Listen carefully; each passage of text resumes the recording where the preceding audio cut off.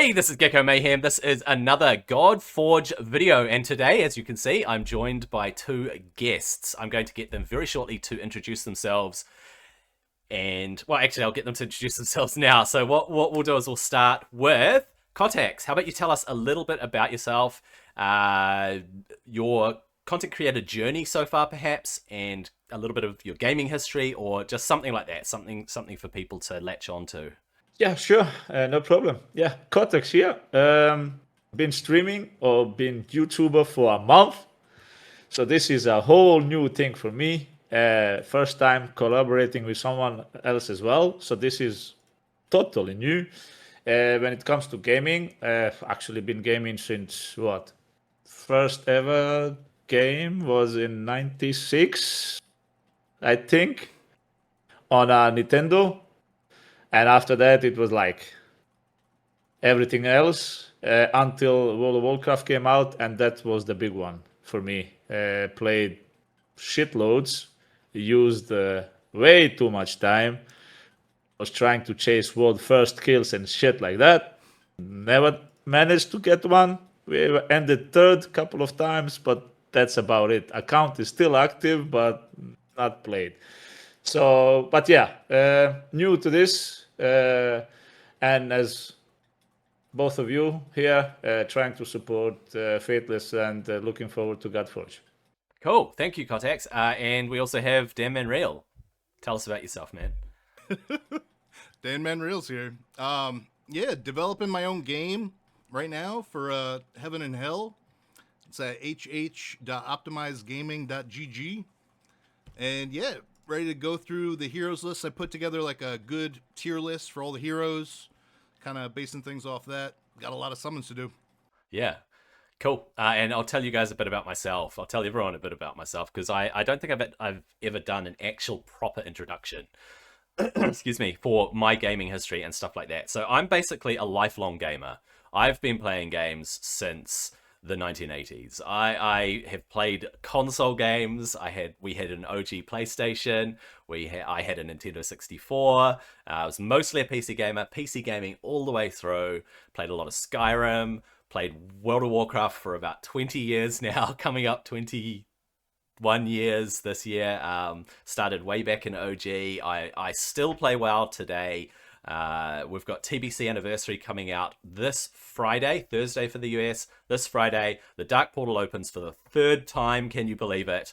I'm a huge WoW player, part of a great guild. We are all super hyped and looking forward to that. I started making content a few years ago. Did a bit of Raid Shadow Legends content. I did a little bit of hardcore WoW content. Did a couple of guides for WoW. And I heard about the Fateless stuff that they were doing before they were even called Fateless, before there was even the whisperings of something called Godforge. I was following it from way back when they did those early videos, and it was, hey guys, we're going to be making a game, and I was thinking, that is so freaking cool.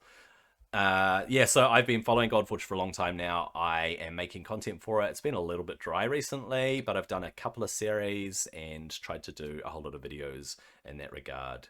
So yeah, that's my gaming history and my Godforge history. And today we are here together collaborating because we are going to do some minigame shard pulls. We've decided that we're going to pool our resources and see how many hundreds and hundreds of shard pulls we can do between us. So how about, before we get into any other kind of discussion, we just do some shard pulls up front. And so what we'll do is we'll get each of us to log into the browser version of the Godforge minigame, Godforge Quests, and see how many shards you have stockpiled, and we will try to do our best to get the best legendary possible. I think a good idea also is when you log in and it brings up the little Nexus portal there, that you just tell us why you've chosen what you've chosen if you have stuff logged in. So that'd be really cool as well. So Kottax, how about we start with you? Let's get you to share your screen there, and we'll get you to log into Godforge mini quests. The mini quest, sorry. As you can see, I have 2040 stones, shards. I call them stones. I don't know why. They're called founder stones. Yeah. So, Yeah. and as you can see, I have Vivian locked in. She will only be replaced today with one hero. If I manage to get her, I should, with this amount, I should get 10 Legos statistically. Yeah. But I have been lucky, I have to admit. Last 2, 3 stone pools that I have, I've been getting shitloads of Legos. So 10 won't do it. I'm looking for 15. Okay. So that's the goal for me. But as I said, she will only be replaced with one, and that is Hell. Yeah, I know it's Vivian and all that. This is actually not my main account. This is an alt account. My main, there's only one guy. That's Heimdall? Heimdall. Yeah. I have to live up to the Viking. For fuck's sake, I'm living in Denmark, man. So main is settled, Heimdall, but on this one, it's Vivian for now, and it will hopefully be Hell. And yeah, for the weapon, it's Excalibur, and for the imprint, it's Future Sight. Yeah, Excalibur, because she puts a lot of buffs, and that's basically why it's Excalibur. Future Sight, I kind of like that you can remove a turn on a buff on an enemy and increase your own with that imprint. And on top of that, she also, Vivian herself, increases a turn on her. I think it was her core ability, if I'm not mistaken, where she increases. It puts her buffs for 2 turns and then increases it by 1. So that combination is actually quite nice, if you ask me, and that's the reason I have these things locked. And I have actually locked this weapon, Makwahitl. This name is gonna be butchered so many times, but that's if I end up pulling Hell. Yeah, let's just get into it. Crack into it. We'll see what falls out. I'm crossing my fingers that you get Hell, because that seems to be your top pick. She is an awesome Slayer. All right, let's go. But yeah, it's a good start. Get them out of the way. Get those trash. Exactly. Yeah. Yeah, well, my record when it comes to 10 blues is 6 in a row. And we are almost. Yeah. But if you want to talk about any of the on the way, just make me stop, because I'm just gonna. I'm just gonna keep cycling. Of course. We've got so many to get through, dude. Just keep doing it. We expect a lot of rares to just pop up like this. It's just rare after rare. Yeah, it's actually. This is how it works. Yeah, it's like 10 rares. It's basically coming up. This is 3rd time in a row now. As I said, my record is 6. Oh, it's the same epic. Yeah, exactly. I do love that we get to really see all the rares and the epics, though. Like, that is awesome. I mean, that's what I was saying in the Fateless podcast is, we're going to be using the rares and the epics more than legendaries. So absolutely, I'm more excited to hear about the kits for the rares and like what we have to look forward to in the main game. Yeah, I was actually talking about it also in one of my videos. Well, I really want to see a kit or two for epics and some of the rares, what they have done, because some of them look really, really nice. The designs are great.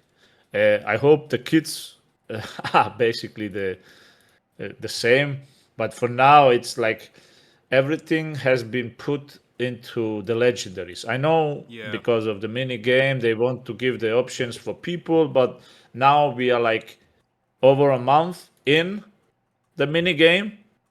Everybody basically knows what they're gonna choose and what they're gonna go for. So now would be the time to just give us a little bit of something else. I know there are still some upgrades to the kits for the legendaries, but Yeah.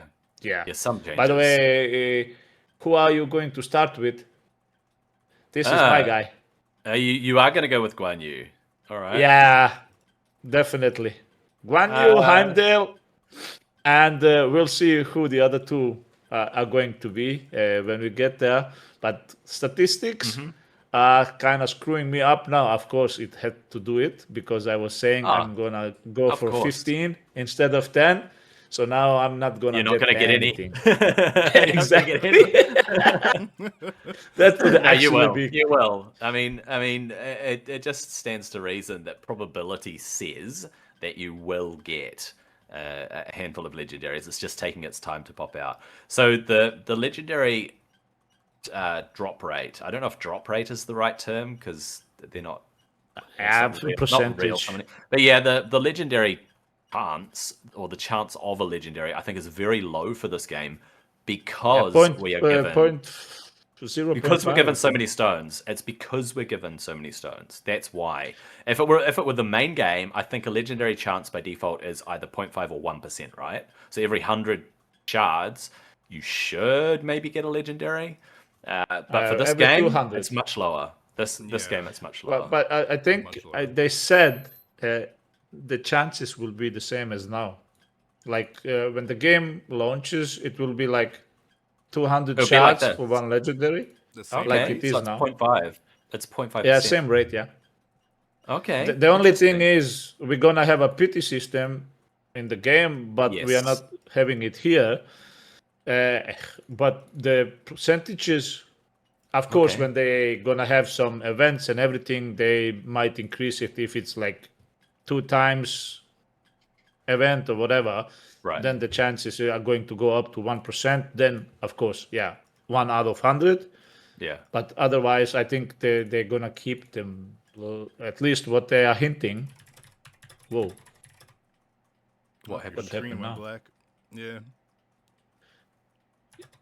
Yeah. Oh, it reconnected. It didn't want me to pull more.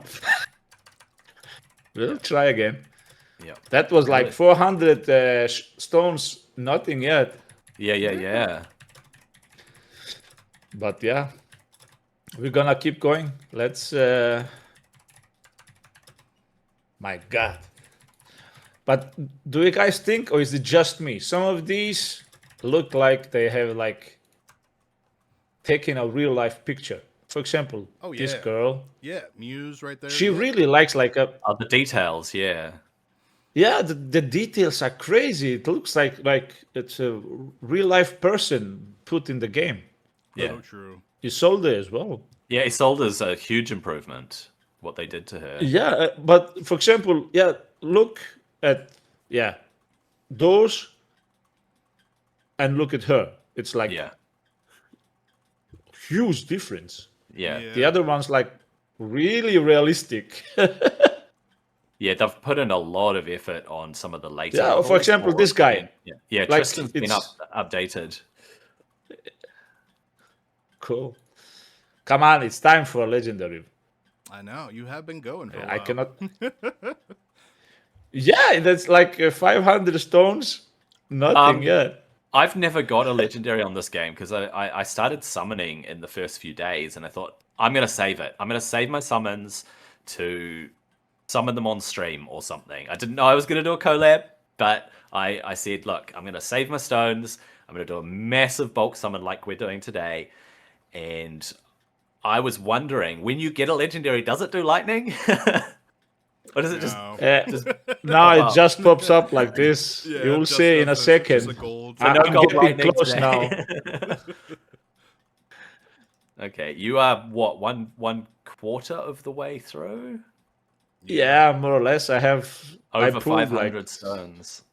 Yeah, 600 soon. Yeah, wow. And it's none. supposed to be 1 every 200. Nah, yeah, exactly. It's not 0.5%. Seriously, did this lock up or what happened there? I was gonna say. Yeah, I jinxed it. I jinxed it. You're breaking the Godforge minigames servers. Now, I am impressed with some of the updates that they've done to some of the models, especially the texturing on them. So the hair looks amazing, right? And just some of the facial features that they've actually tweaked and worked on when you do the side-by-side comparison. Do you remember the videos that we put out a few weeks ago, might be a couple of months ago now, where we were able to do side-by-sides of the updated models? I thought that was very cool. Yeah. Being able to look at them and compare them. I had my own system of doing side-by-side comparisons. I don't expect everyone to have watched my video, but I remember I worked quite hard on the image editing for that to make sure that they were the same size and that they were zoomed into the right amount and resized and stuff. And I think I can't remember who it was. It was one of the Izumo dudes. Do you remember, Dan, which Izumo guy we had an update on the models? I can't remember who it was, but one of the screenshots we got was like half the guy, and one was just his head, and so I had to crop names. Yeah, I don't think it was Izanagi. Izanagi and Izanami are the two gods that legendaries. Yeah, they're legendaries. It was one of those samurai type. This is getting. You're almost halfway. You are almost. Maybe they turned off legendaries. I know. Maybe watch them like post like an hour. Because later, I said something to start with, and that's it. Maybe we've missed the boat, guys. Well, to be honest, this would be kind of fun if I end up. With it won't happen. Hopefully, if I end up pulling 2,000 stones and not getting no one. legendaries here. Oh man, I don't have hope for myself now. I know, that's crazy. It is. I'm losing hope. I've never seen this is actually 800 becoming a joke. It's you're at over 800 right now, and still not a single one. You know what I think you should maybe do is refresh the cache on the browser. Yeah, well, when the log out and log back when in the browser went black, I refreshed. So I guess yeah. There we go. There you go. Sizzin! And you got Sizzin Sizzin. is really good. That's a good one. He is actually. Should we look at his kit? Would you guys actually? I was just looking for it. No, I've got the hero cards up. If you guys want me to share my screen, sure. Yeah. Yeah. Should I turn my off then? In a second. So what I'm going to do is I'm going to actually go to Sizzin, and this is actually another one that I was. Okay. I'm going to bring up Sizzin's kit. So if contemplating keeping him. If you want me to share my screen, let's look at his kit, guys. All right. Should I turn my screen off? Yeah, so have a look at my screen. So this here is Sizzin, guys.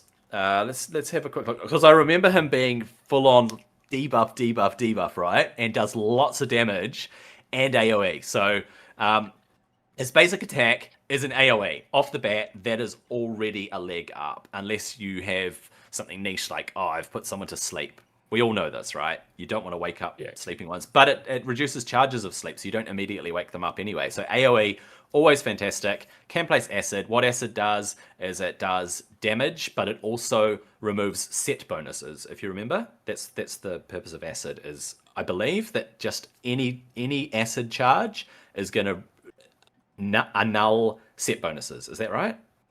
Yeah. Yeah. So bonuses, his core is also an AoE. His ultimate is also an AoE. Yep. Blaze 2. I'm not a big fan of Blaze. I don't know about you guys, but I'm not a big fan of Blaze. Yeah. Thoughts? Because Blaze reduces divinity, or it was underwhelming from alpha. Yeah. Yeah. It's a little bit, or was it? I think Etherburn reduces divinity, but Blaze to me was not terribly whelming. It was underwhelming. Well, not terribly whelming. It was underwhelming. Okay, so in the ultimate, requires a lot of divinity, 1600, but also an AoE, activates the acid in the base. So that's the key thing, right? When you activate something, we know that what it does is it does a burst as if one charge of that goes off, and it's probably some significant damage. So if you did get Sizzin, what you'd want to pair him with is the legendary weapon that or an imprint that increases debuff damage, which I think is it Morgan Le Fay's imprint that increases debuff damage? It's one of them. There's some, I can't remember who it is, but yeah, you'd want to go all up with the blaze and the acid. Reduced healing though is massive for a lot of situations. To me, he feels a bit like a wave clearer, plus potentially in PvP with his passive, right? Where you reduce the healing, just always reducing the healing because he's gonna always land acid on people. Not a huge fan of acid and blaze, but I mean, thoughts, Kottax, you got any thoughts around it? He probably hits hard. Well, I think he's gonna hit hard, and as far as I know, he's the only one that has attack all enemies on all his skills. Yeah. Can't remember that there is another one. I think Grendel At might. least not. Does Grendel have Did full he? AoEs? I can't remember. Yeah. I don't think so, but I think this is only the only one that has. And yeah, as you were saying, this guy is going to be great for waves, but I think also when it comes to end game PvP, you cannot rule this guy out. Hitting everybody on every spell, Yeah. and the percentages are actually pretty decent. Yeah. So it will all come down to multipliers. But I love the fact that he has acid, removes destroys the shields, the set bonuses or whatever the hell it's called. That's going to be huge in PvP. But yeah, he's actually one of these damage dealers. If you have a couple of accounts, I have also a couple of accounts. I'm actually considering, not on this though, taking him up. All right, let's That go back would to your be, screen. yeah, I'm trying to share it again. Yeah, but yeah, it's a decent legendary. I will, but no, it's not hell. So Well, I was we're gonna say gonna we did keep going. We did talk about Sizzin in the Fateless podcast, and even Chosen pointed out that just that AOE having that in early game, like starting on launch, is pretty big. Yeah. Like that's even Exactly. they were pushing it. Exactly. Saying Sissin's Pretty big. Yeah, but Vivian Yeah, is it fantastic. can definitely help you in the early game, because when you have Yeah. a champ, a hero that hits every single one Yeah. on the enemy team, Yeah, it's absolutely. huge, and It is big. And if you just build him up a little bit with a weapon or imprint, he's gonna carry you Yeah. to. But you've made mid-game your easy. decision there, Kottax. You've made your decision. You went, I don't want Sizzin. Yeah, Give him to exactly. me. Give him to me. Well, I'm still going for hell. You are, but I mean, at the rate at which you are pulling legendaries, I can't see you getting her. My fingers are still crossed, though, dude. Don't worry, I'm optimistic. Yeah, and I'm be still- optimistic. Yeah. Now that I got the first one out of the way, You've gotta get they will another keep one. coming now. Yeah, you've got to get, They will you've got to keep get coming. more. You're only halfway. You are halfway. Yeah, so- exactly. Halfway now, and only one. No, you must be getting 5 more. So every 200, you must get a new legendary. Let's Yeah, see but it. that's not gonna happen if we continue like it was until now. It's like the chances were like 0.001 Yeah, it's such a low or chance. something. This is not Yeah, 0.5%. 1,000 stones, 1 Lego. That was crazy. All right. you imagine that Hopefully in the game? last stones here are going to be a better one, but let's see. We shall see yeah, if these are. Yeah. Hoping for the best. Imagine in the main game if the summon rate was this poor, people would. Yeah, I riot. hope they fix this 10 rare thing a little bit at least. Yeah, it's insane, isn't it? This guy Kottax. keeps coming up. Kottax What the hell? keeps I coming think. up. Yeah, I think it is. think I I think pulled it 10 is of them broken. already. I think it is busted because she Oh, won. this I haven't seen actually, her. I don't remember pulling her before. No, I don't recall it. Musashi was all good. He was actually Yeah, decent. Musashi was good. Yeah. He He was was actually decent in, hitting hard. yeah. Oh, there we go. Oh, Nice. Anubis is good. He is an A rank, if not S rank Slayer. Should we look at his? Let's look at his card. All right, here he is. Recently, I've been following the chat on Discord. A lot of people are actually talking Anubis up a little bit. Oh, he was good. He was. I know really he good was in Alpha. paying. Top tier for sure. Yeah, he was paying in the ass in Alpha, to be honest, especially when you go up against him. I wasn't lucky to get him during the Alpha, but going up against him, damn, you just can't kill the guy. Yeah, he's a strong brawler for sure. Single attack, double attack. If he defeats them, he places Despair on all enemies. I can't remember what Despair does now. Is that one of the disables that got changed? Do you guys remember what Despair actually does? Despair. Can't remember what exactly. We can figure. It's some sort of CC. It's some sort of CC, obviously, right? The thing is, he has to defeat them, so he has to whack them to death. Despair is.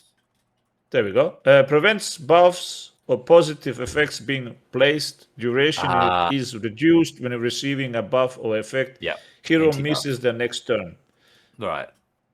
Right. So they don't get a turn. So it is a proper CC, and it means they cannot be buffed either.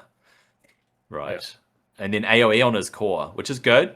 You know, he does the full AoE on them with a chance to place Corrupt. So Corrupt means that. Oh, what was Corrupt again? There we go. Corrupt. The hero that places this debuff steals any buff placed on the enemy. Duration reduced when triggered. Yeah, so steals the buff. So whenever there's Corrupt, because I think Loki places Corrupt as well, possibly. So if someone tries to place a buff on his person, kit got changed.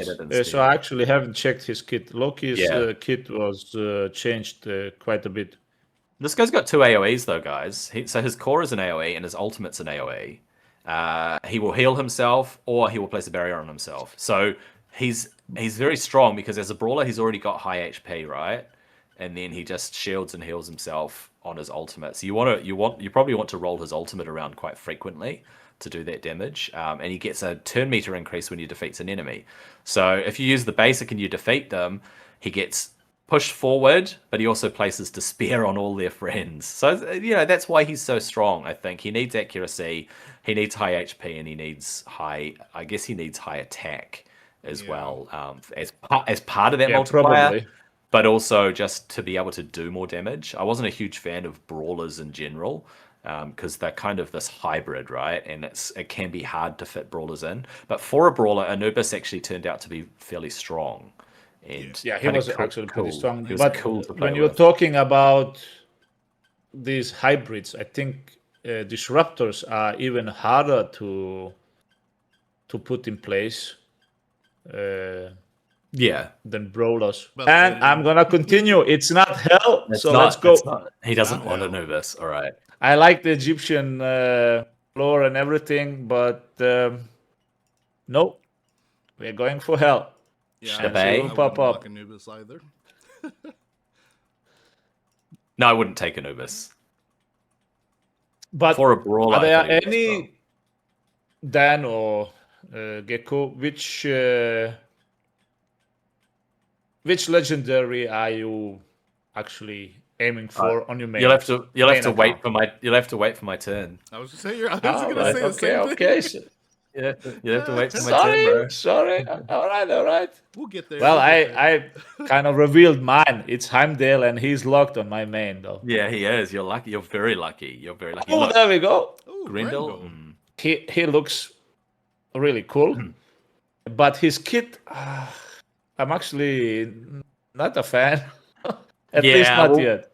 We'll go through it because Grendel is kind of newer to people, right? Because he wasn't in the alpha and we didn't get to play with him. But he's got a double attack. Once again, it's one of those caveats, if defeated. And he is a brawler like Anubis. So he seems similar to Anubis. If defeated, gains an extra turn. That's pretty good. I mean, if he can pull it off, right? Extra turn is always good. Yeah. Because it means you get to your core faster. AoE on the core, just like Anubis. chance to place Despair. There's that Despair again, where they miss a turn and cannot receive buffs. And then Devourer of Herot, AoE on his ultimate, instantly defeats heroes that are under 20% max HP. So that's an execute. So he has an execute built into his ultimate, obviously not against bosses, and increases his HP. So he can stack his HP each time he rolls around through the ultimate. So if he's defeating enemies on the ultimate, it must carry on across rounds, across waves, right? Yeah, You would imagine that. I think so. I would imagine, yeah. Same battle. Otherwise, Ultimate is killing people left, right, and center, and he's just buffing up and increasing his health. When attacking a boss, it increases his HP. So he doesn't have to defeat the boss. All he has to do is an ultimate against a boss, and he's like, burp, burp, burp. It's getting stronger. And as he loses health, he increases his speed and initiative. So if he's taking damage, he's getting more turns, which is kind of cool. It's kind of a niche thing, though. Not a big fan of the I lose health, I do more damage, like Kottax from Raid. Right? Actually, same here. I'm not a fan. But yeah, exactly that. You I lose think I prefer HP, Anubis, do more damage. Anubis over Grendel for sure. Kind of agree on that one as well. Yeah, I Right. kind of I like the idea of him increasing his own health, because Hey, that's guys, be real right strong back for a one second, be brawler. right back. There we It go. kind of sucks that you had to blow 1,000 just to see a legendary. The first one, yeah. Well, that's how it is. We're gonna wait for Dan before I continue, or just go. Yeah, I think you should wait for him to get back. He said he'll be just a minute, so Yeah, sure, no problem. we'll see if he does take just a few more seconds and keep going, because he won't want to miss it. Because what if you pulled a legendary on your next summon? You don't want to miss that moment, and it could be hell. We just don't know. There are too many legendaries. Yeah. True. Too many in the that, pool. True. He Now we were paused, just he waiting, paused. so I didn't pull. Now good, good. gonna keep going. We were just saying how generous it was of Fateless to give us this game, so that we have basically a guaranteed champion that is not our starter champion. I'm not going to say a guaranteed legendary, because if somebody plays the mini game for, say, the minimum 20 days, they get all of their all of their ether site, whatever it is. So they get their 55, or maybe they get 50,000, so they can choose a weapon and an imprint, right? Yeah. But regardless of whether they get those, everyone gets to summon. The thing is, some people will not get as many summons as others. And in those summons, they may not get a legendary. So this is not a guaranteed legendary for people.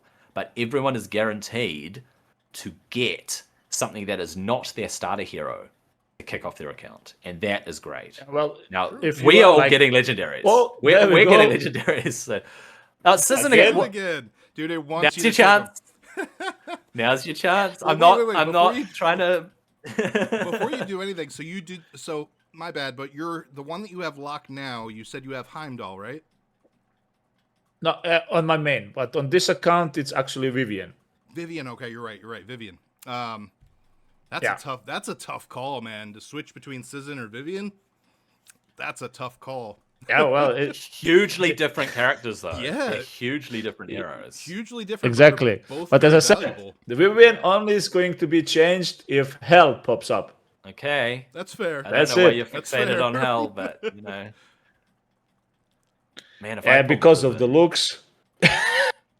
she's super. Have you seen the new? Oh, there we go again. Dude, and Anu is Oh, good. Anu. He is good. Anu. Yeah, Anu. We'll take a look. at her. Actually, before I pulled Heimdall on my main, I had him locked. Yeah. That's a tough I think call, his- too. he- his ki- Heimdall versus Anu, that's a really, really tough call. Yeah. Anu is better. So take a look at this. He places Vanish on an ally. Okay, so first of all, his single attack, his basic attack, the multiplier is 200% defense and 100% attack. I was just So if you've built him as a really tanky dude, he's gonna hit hard. yeah.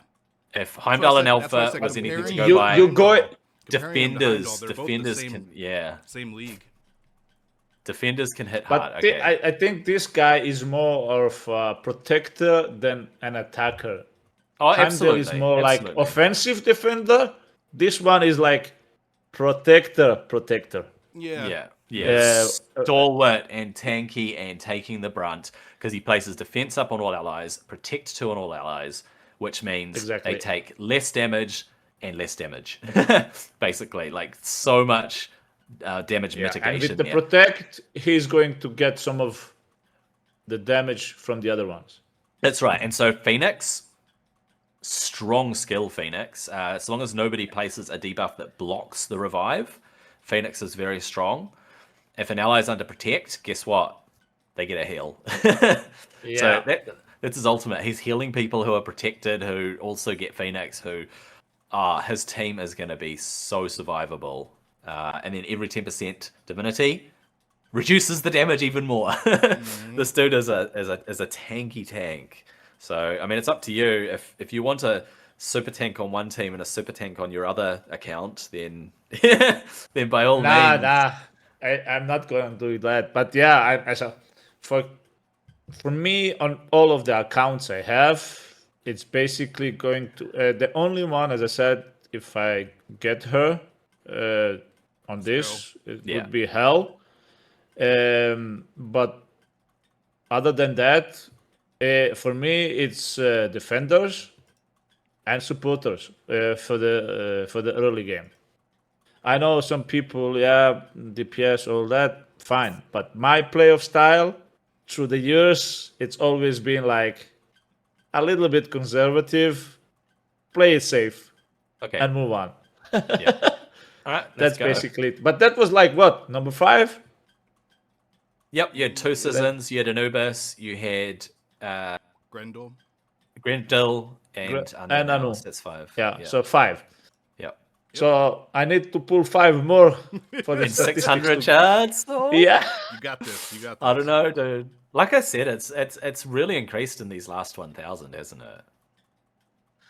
So let's see how it goes. You had terrible luck at the start, but I think you've broken out of the bad luck. Let's go.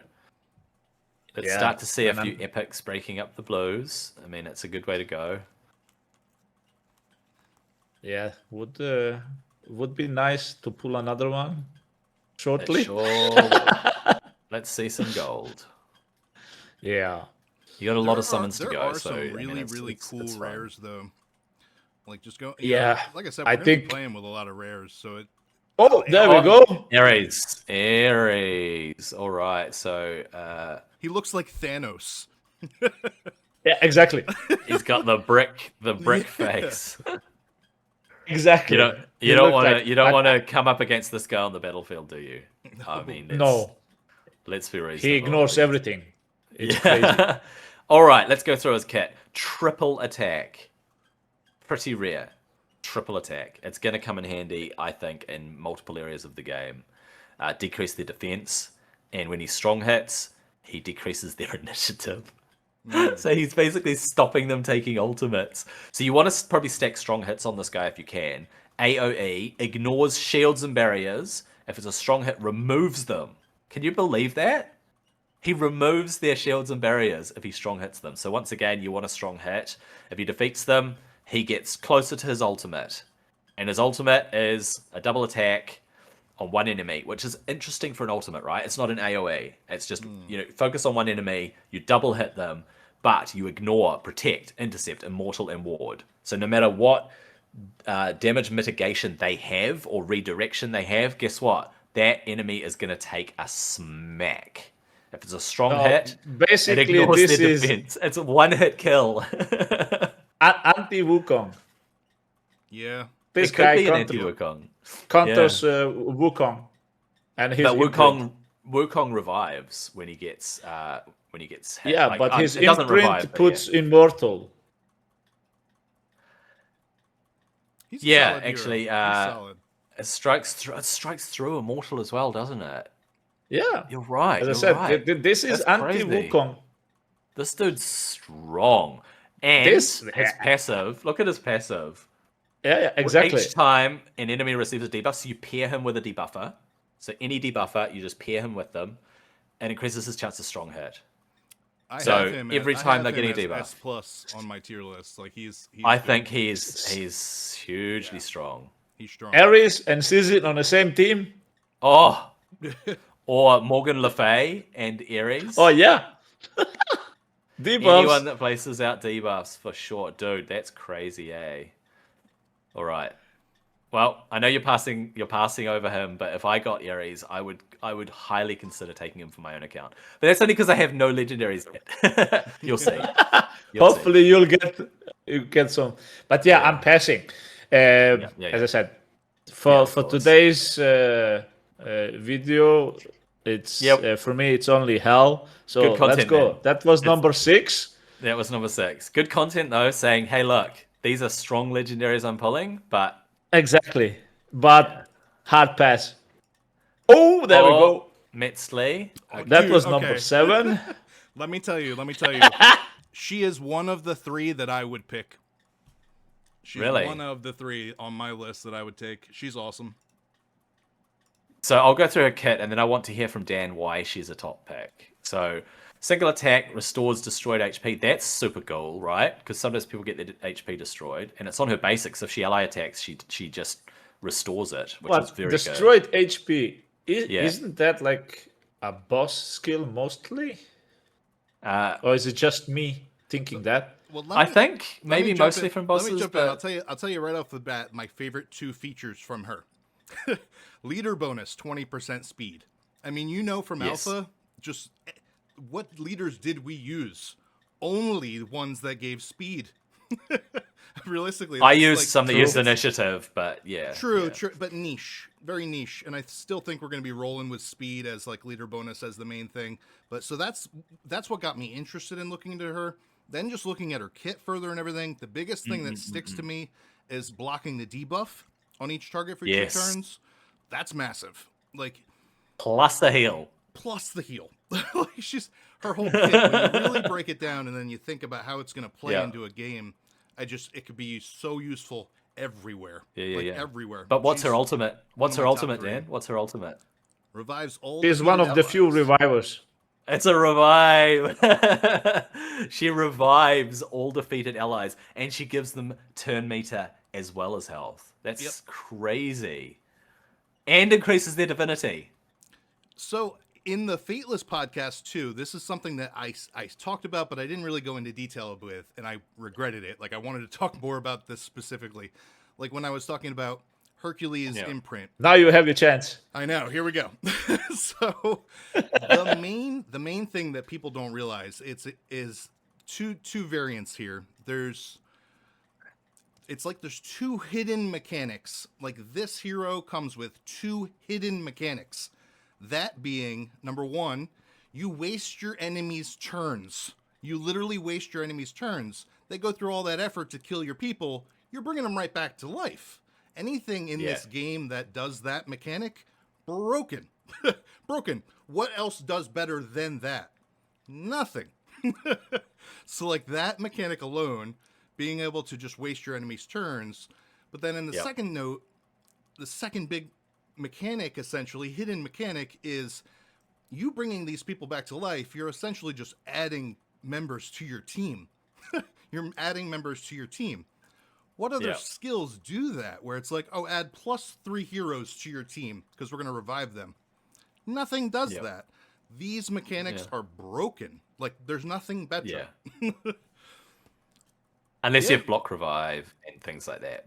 So there are niche situations where revive doesn't help, but on the whole, any reviver, any turn meter push plus ultimate push plus you're absolutely right. Just being able to waste your enemy's turn, they're like, hey, I've nuked you, but your invoker is still alive and your whole team's back. It's good everywhere, man. Oh, so good. She's top tier. Okay, I hadn't even looked at her properly, but she's now in my top 3. She's in my top 3. She's in my top 3.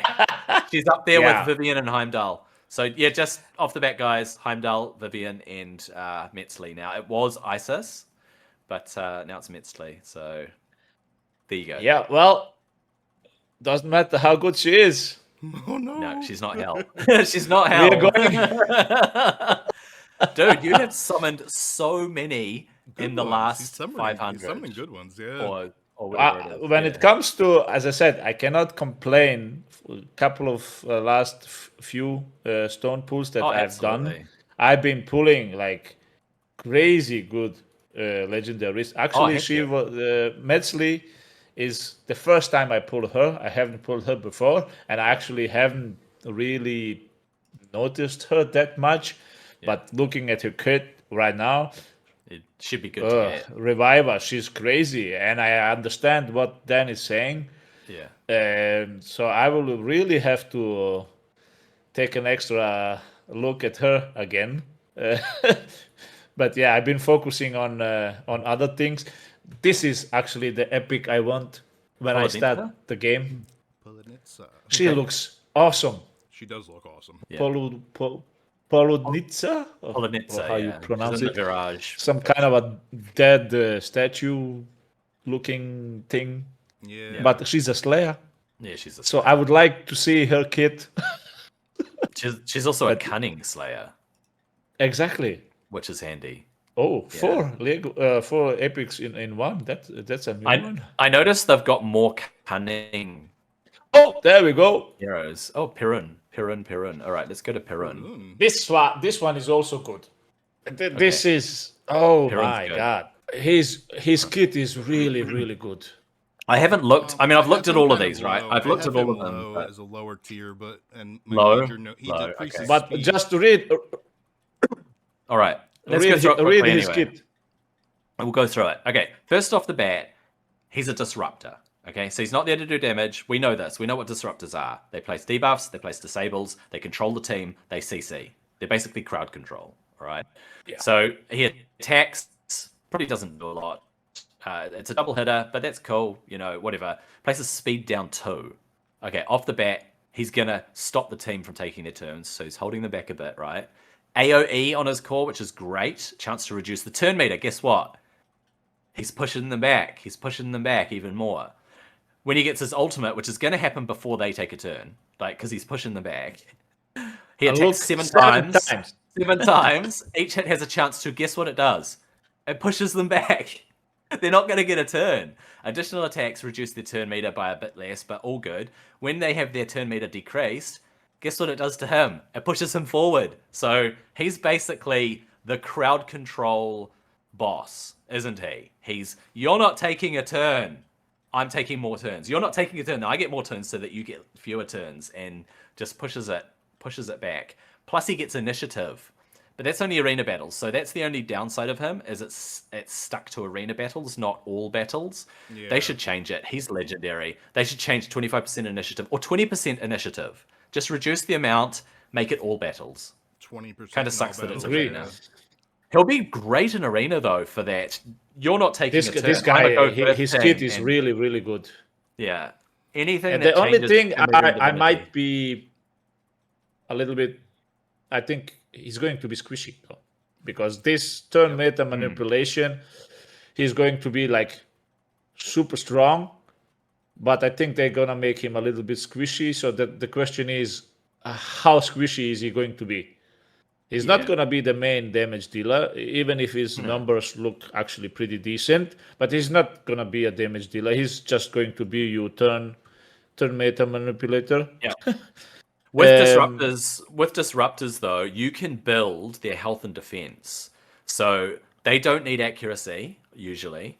They don't need attack power. They don't need crit. They don't need crit amount, like crit rating or crit damage. What you can do with a disruptor is you can make them a bit tankier. So you give them higher defense, higher health, and give them lots of speed and initiative. So for him, if you stack his initiative This up, guy he's going to get a lot of with speed gear, whoo, and sets. Like give him a set that increases his health or gives him back health when he attacks, because then he'll be self-sustaining while pushing them back. So yeah, he's kind of cool. I wouldn't rate him above B tier. Maybe A. I haven't played with him. I have him in B tier, but it's more like, so he's very niche to a degree, but not only that, I feel like there's better mechanics than just slow down speed. You know what I mean? Even though he has given that turn meter, I feel like there's much better kits, like from what I've looked at. That's why Yeah. I ranked them lower. Yeah. There's a lot more complexity to the game. he's not hell, so No, he's not. He's you, not you're hell. right. Dude, now I'm praying you get her. 450 more. He's- Let's go. We need hell.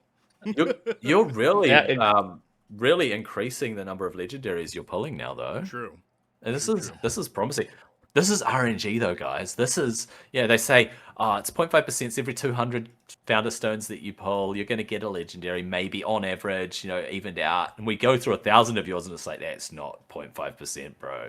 That's 0.05%. yeah. But actually, now we are on point. Now we are absolutely on point now. So let's just because I pulled into it. 8 already. Yeah. I'm glad you're keeping count. I lost count after Ares. Yeah. That was number 8. 5. Perun was number 8. So according to the stones that I have left, I should get 2 more. 2 more. Yeah. But let's see. You should. Come on. I want to see a double legendary. That's what I want to see. I haven't seen that either. It's working up to a double. It's working up to a I double. haven't seen that. I've seen pictures of it. Yeah. But I haven't done it myself. Pictures or it didn't happen, right? Yeah. Exactly. But yeah, it's I've seen pictures of it as well, but I haven't done 2 Legos myself. Yeah. Right. Not yet anyway. So we know it's possible. Though. And it would be it's possible. But I'm saving that when the game launches. It would be a great start. To start early game, you first pull 2 Legos in one. Boom. But yeah, I guess you need to be really, really lucky. Yep. For epics. Yi. I haven't seen that guy before. I didn't see Hattori Hanzo. It's the first time I think I've seen him. Cool. Koshche again. Yeah, I've been getting, I don't know how many copies of that guy. Leonidas was underwhelming too. Yeah. In Yeah. Alpha. I thought he was so Agreed. good at first. When I got him early in Alpha 1. And I thought he was right, so good. I was like, dude, this guy's killing everything. And then you get other heroes and you're like, never mind, he's not that great. Yeah. And you keep pulling him. Yeah, that guy. Hattori Hanzo. Well, yeah. I love Awakening samurai would be characters. done pretty It's quick. awesome. It's all good. You'll get one more. You get one more. Come on. See, come like on. Tengu, like I love the demonic characters even more. I think they're gonna have like a crazy part of the story or lore. It's gonna be fun. Yeah, well, I'm actually when it comes to the lore, what's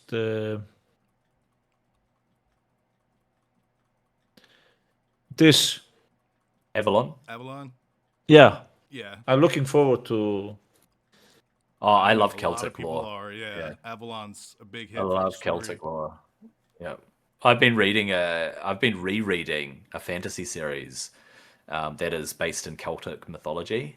Nice. It's really cool. I read it back when I was a teenager, and I was trying to figure out what was the story that I read. This trilogy way back when I used to read every day, and I found out what it was, and so I got the ebooks and been reading through that series again. Nice. Yeah, Celtic mythology is awesome. I also studied a little bit of Middle English All right, we are at university. getting closer to the end. 40 to So Oh my gosh, you got 3 more. You got 3 more, dude. Oh, come on. clutch, Come pull, on, clutch, come on, pull. Come on. Come on. Streamer Two privilege. more. I need one. Oh, content creator privilege. Come on, bro. Right, this is it. This is And the last one, 10 rares. Wow. Come on. Wait, did you? Yeah, I You pressed. gotta wait for Bugged out. it. Oh, You gotta good, wait and for you it. got it. And you got Pazuzu. You got dude. Pazuzu. And you got Pazuzu. No, way, bro. That's not hell. Okay. No, just wait. Just wait. I'm gonna bring up It's Pazuzu not because hell though. Yeah, but dude, no, Pazuzu is pretty. On the solid. last- I want to like go. Pazuzu. That is awesome. That is clutch as, bro. Pazuzu. All right. So he does a single attack with high attack. He's a disruptor, but look at the attack multiplier. Crazy. I think he's pretty high on the stats though. Yeah, And his okay, kit so looks Really good. Accuracy down, which is good. Removes a buff. Cool. You high accuracy on him, right? And he reduces their accuracy and removes the buff. AoE on his core, chance to place Corrupt. So Corrupt stops buffs being able to be placed. If they're in order, places Fear on them, which is cool. I mean, that's sort of 50-50, right? Order versus chaos. And then we've got his ultimate, AoE ultimate, triple AoE ultimate. Places vulnerable to, which means they're more susceptible to debuff damage or dot damage. Acid and curse to. What's curse again? Because curse was really strong as well, wasn't it? That's so debilitating. Curse is Curse like is reduces the reading. incoming healing and the strength of shields and barriers. Yeah. So reduced healing, reduced barriers and shields. So any defensive character that's helping their team, curse just reduces that, so you're able to push through and do more damage. Yep. And his passive is whenever they gain a buff, increases his turn meter. Broken passive, yeah. Yeah, it's the broken passive. This guy's pretty awesome for an invoker. Just that passive alone, eh? But once you get He's to a his disruptor ultimate, though. But yeah.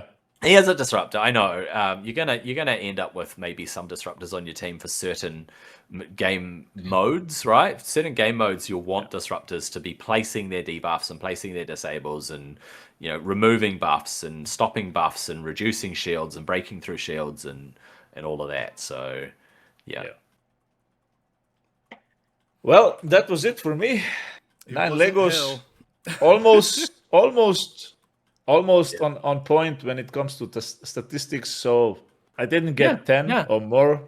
There was a massive block 9. where you were just getting them. So you got 9 legendaries. All right. Dan's camera's not working at the moment. And in between our legendary pulls on our main accounts, I have logged into my giveaway account. And this is an account that I am actually going to give away down the track on stream in a video.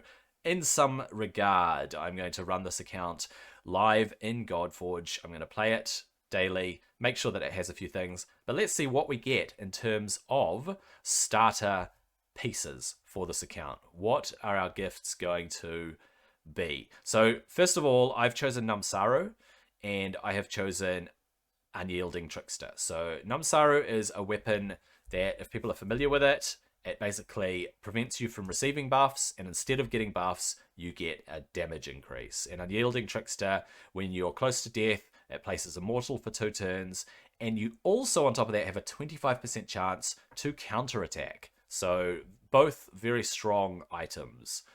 However, I'm going to summon on this account as kind of a bit of a warm-up for the main account. Okay, so you can see I've got 480 Founder Stones here, and I will summon 48 times, and we'll see if I actually end up with a legendary. Yeah, should get at least one, right? I should get at least one. All right, this is the first. At least 2. But you think at least 2? We'll see. All right. I'm too optimistic. You're gonna get 4. He's gonna pull a double. Oh, there's no way. This is a giveaway account. If he pulls a double, then he definitely needs to give away. Yeah.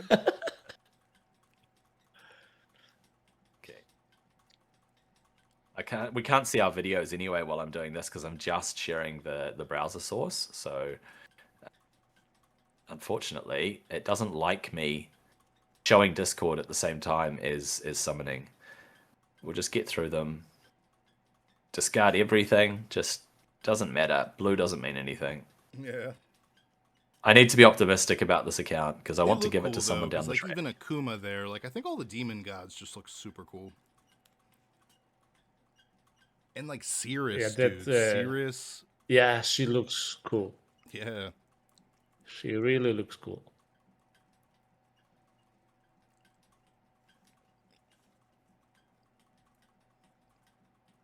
But you've been unlucky like me.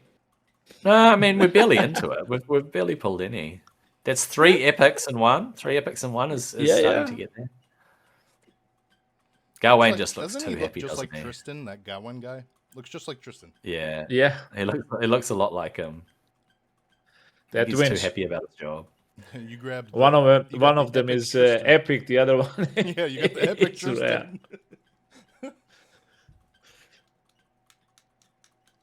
All right. Yeah, we've got plenty to go. Yeah, Just we are it's just closing giving. in on the first one. You're closing in on 200, so you Oh, should get one anytime now. absolutely. Yeah. Come on, give us It's something. got Give us it's some got to be gold. better than it's got to be better than yours, right? Well, Yeah, hopefully, or else you exactly. won't even get a And if you single pull pull. hell, I'm gonna cry. I know. I mean, it's But I know it's got to be then sooner. then then is going to pull hell. Yeah. Oh, that would be pretty funny. All right. Yeah, well, one of you is going to pull her. I'm pretty much sure of it. But let's see. Well, now they extended the mini game as well, so I still have a month to go. So So if mine I'm on the has browser, mine has the whole just browser, like the whole window. So I have oh, Oh, oh, that's the Hercules. first one. there we That's go. actually not bad. So Hercules is We've for got him. sure S plus. Is he? Is he actually that good? Oh yeah, yeah, dude. Like, remember I was going into it before about like just turn meter manipulation, like bringing a hero back to life. Like I said, it's that mini, two secret passives that people don't realize. You know, you're wasting the enemy's turn, but you're also just gaining an extra hero on your team. Right. They're massive. Nothing breaks that. AOE, yeah, you're right. AOE on his A1 on his his basic attack. Chance to place acid. That's the as we talked about And the that's debuff. that's actually the debuff that makes him even stronger Yeah. Yeah. because of that. Stun. Places a stun for 1 turn. If he's under immortal, increases the damage inflicted. His ultimate, I never understood his ultimate. So he Hold on, let me read places it barrier because- on himself. Yeah. So they said they're essentially reworking it. They did.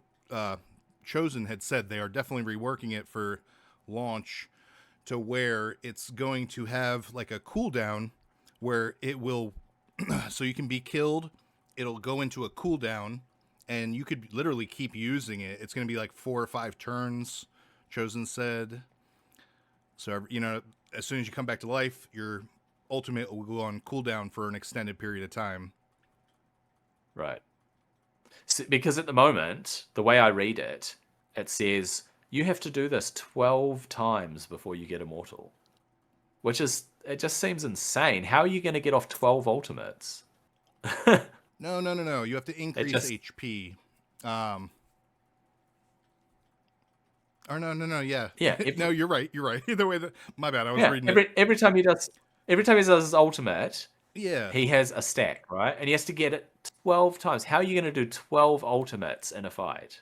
Well, no. Okay, so that's what I was leading into. What I was saying is they're going to rework it to where, Yeah, which makes sense. yeah, like he could basically, like in a long boss fight, like think Fafnir, how it never ended. like you'll get up to 12 stacks, no problem. Certain bosses, But Yeah, on a boss it's just not never a liked problem, it. but Yeah, on I just waves never you're liked never it. gonna get there. never. Yeah. His Unless- animation for the ultimate is also not very good. He goes, "Urgh," and that's it. He's Yeah. like, yeah. I'm like, is that your ultimate, bro? He is just a weak looks one. like he's powering up a little bit. It's I just wasn't impressed with overall what he was doing. The fact that he does an AoE, it's great. The only thing is coming up against Hercules was annoying because you'd kill him and he'd be like, ha ha. So Back that again. was- yeah, that was the annoying thing, was that he gets 100% HP on a death blow. So that was annoying. But yeah, that's cool. I mean, it is the giveaway account, so yeah. It's Let's see if we can top it. that's cool. Let's see if we can get something better than Hercules. yeah, let's see if it with the remaining stones, if it Yeah, you have like 14 mopules, I think. 140. yep, you're right. You're stones. right. It is 14. Let's have a look on this one. Wait, I still see Hercules. Oh, sorry. I will show you the browser thing again. So we have to swap what we're sharing. Oh, this is driving me nuts that my phone won't turn back on. Like, once it does turn on, it'll be a good charge, but it's not turning on. All right. Well, I mean, give it some time. See if you Yeah. can get it going. Yep. All right. Yes, summon, please. Please do summon. I am thinking Okay. worst case scenario. Let's see if you can manage to get one more. Well, this dude Debrina was showing up heaps. Yeah, you'll awaken him pretty fast.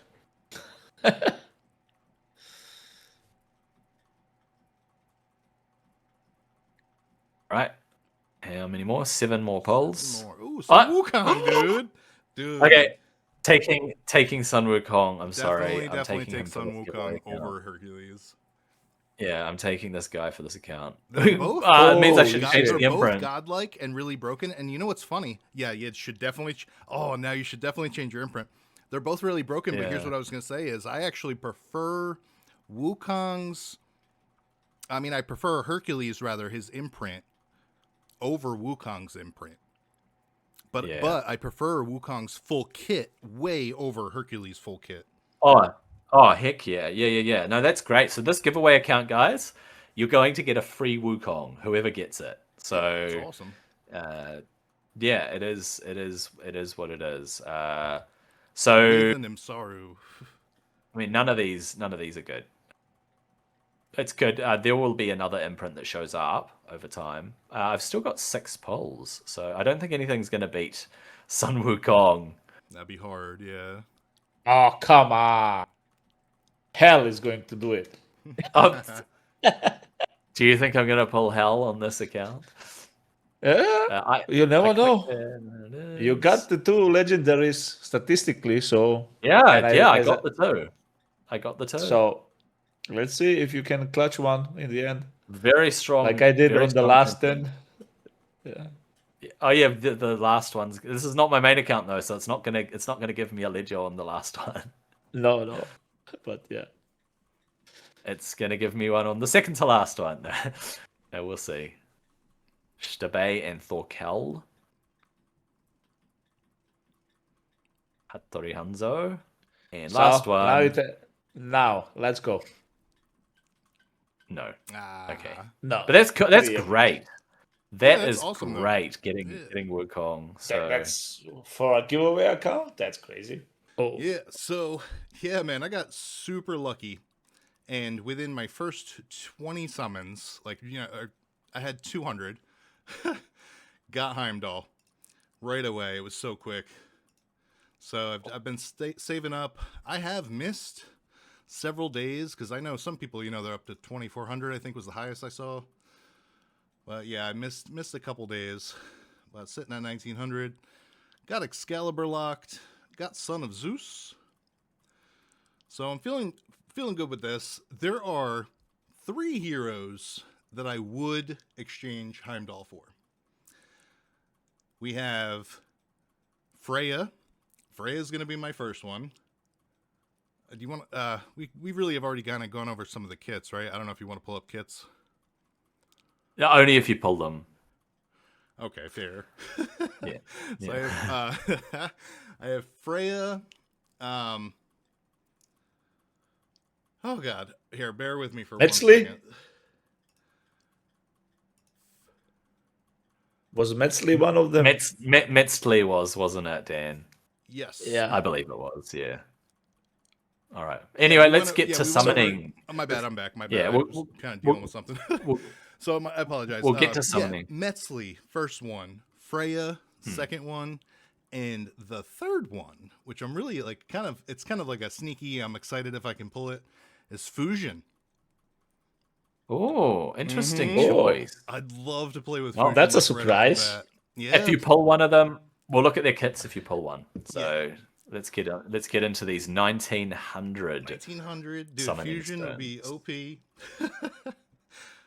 I think it would just be a really fun start to the game to be able to pull Fusion. Well, to be honest, Yeah. I think another fun would be Morgan Le Fay. True. Definitely. I would like to see her kit in action, to be honest. Someone's gonna have her, right? Someone's gonna Yeah, have her probably. and showcase her. Yeah. But yeah, 1900, that's like 10 Legos. Let's see if you can get it. Oh yeah.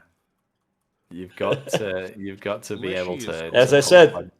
then is going to pull hell. I'm certain of it. You're feeling it, are you? You can Yeah, feel it in I'm the afraid ether. so. Hell is coming. But let's see how He's many stones just he's going to he's pull just gotta before warm he up. gets the first one. He hasn't Yeah, done he's just 200 warming yet. up. He's still well within the limits. Yeah, we're on a warm up. Yeah. Well within expectations. We've got a lot of Hopefully stones not to get. 1,000 stones warm up like me. Yeah, you took your time, But didn't you? it ended good anyway. It really did. The amount of legendaries you got in that last block was pretty incredible. Yeah. It was definitely more than That's great. 0.5%, I would say. Ooh, But what's yeah, a cow? Oh, single attack, we don't expect much from the attack, but you can stack resistance, and you probably should for an invoker like this to stack resistance because they don't really need too much accuracy unless you want to get your petrify out there. It's an AoE heal. If it's a strong hit, can place petrify, but that's dependent on accuracy, right, guys? Increases turn meter of allies plus speed up, so pushing your people forward. So it's a heal and pushing them, and then you've got all these really strong buffs: attack up, sharpen up, accuracy up. Really strong buffs on all allies, and increases their turn meter.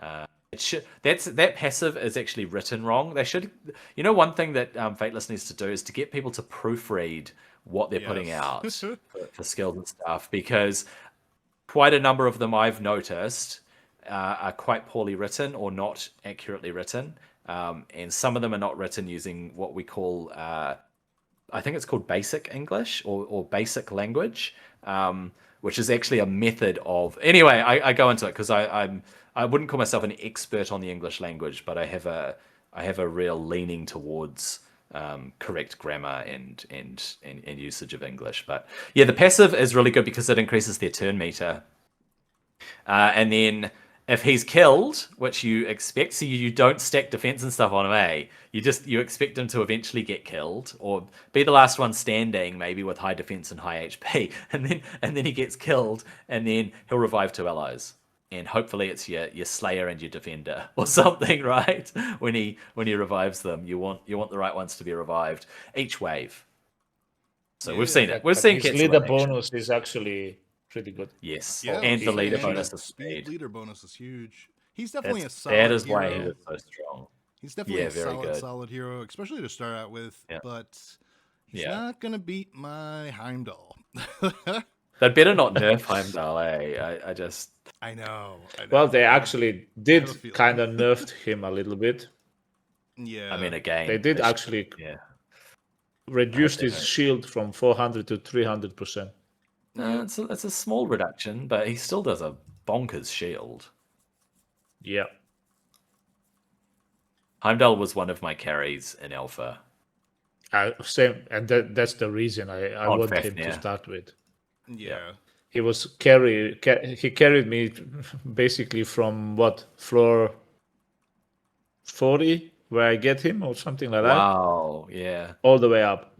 He was one of my late carries, but once I had him, crazy. Yeah.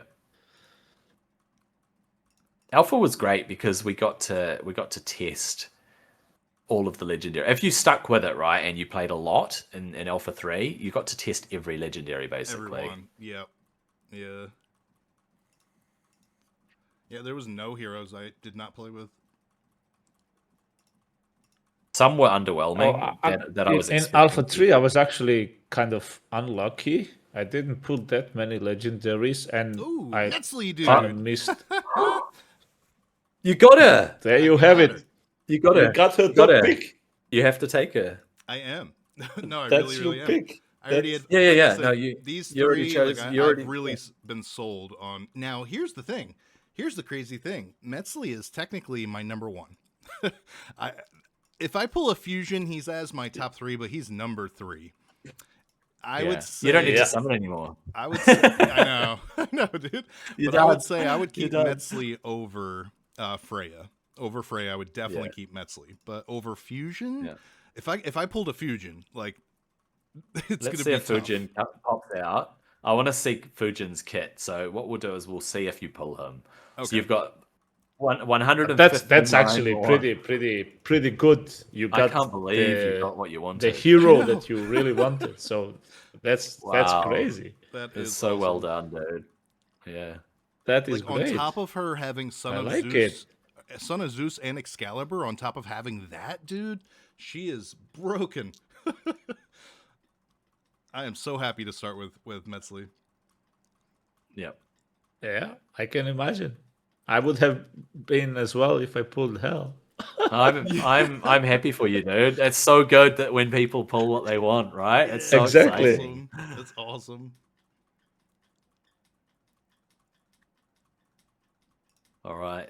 I guess we're gonna get through all the stuff to get to the next legendary, right? Yeah. Or watch, I'm gonna get fusion right away. Nah, I don't know. Now you're gonna get I don't you're know. gonna get his brother. Raijin. Yeah. Yeah, right, Jin. Imagine if you could get both Right. together. In the same they- pool. In the same pool. finishes. Oh yeah, but you can only choose one. I'm sorry, I have to choose one brother over another. That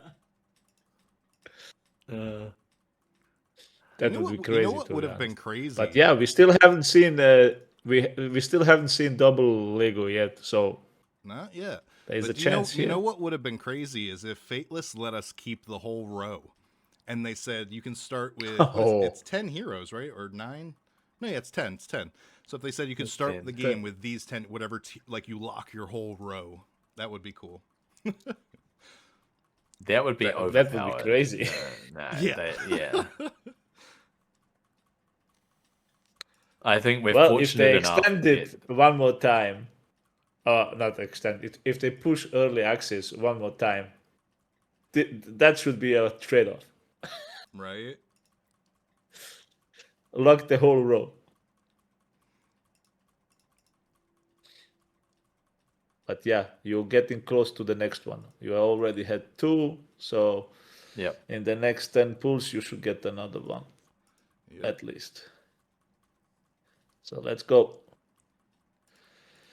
The trouble with legendary champions, legendary heroes, sorry, is that they're very hard to empower.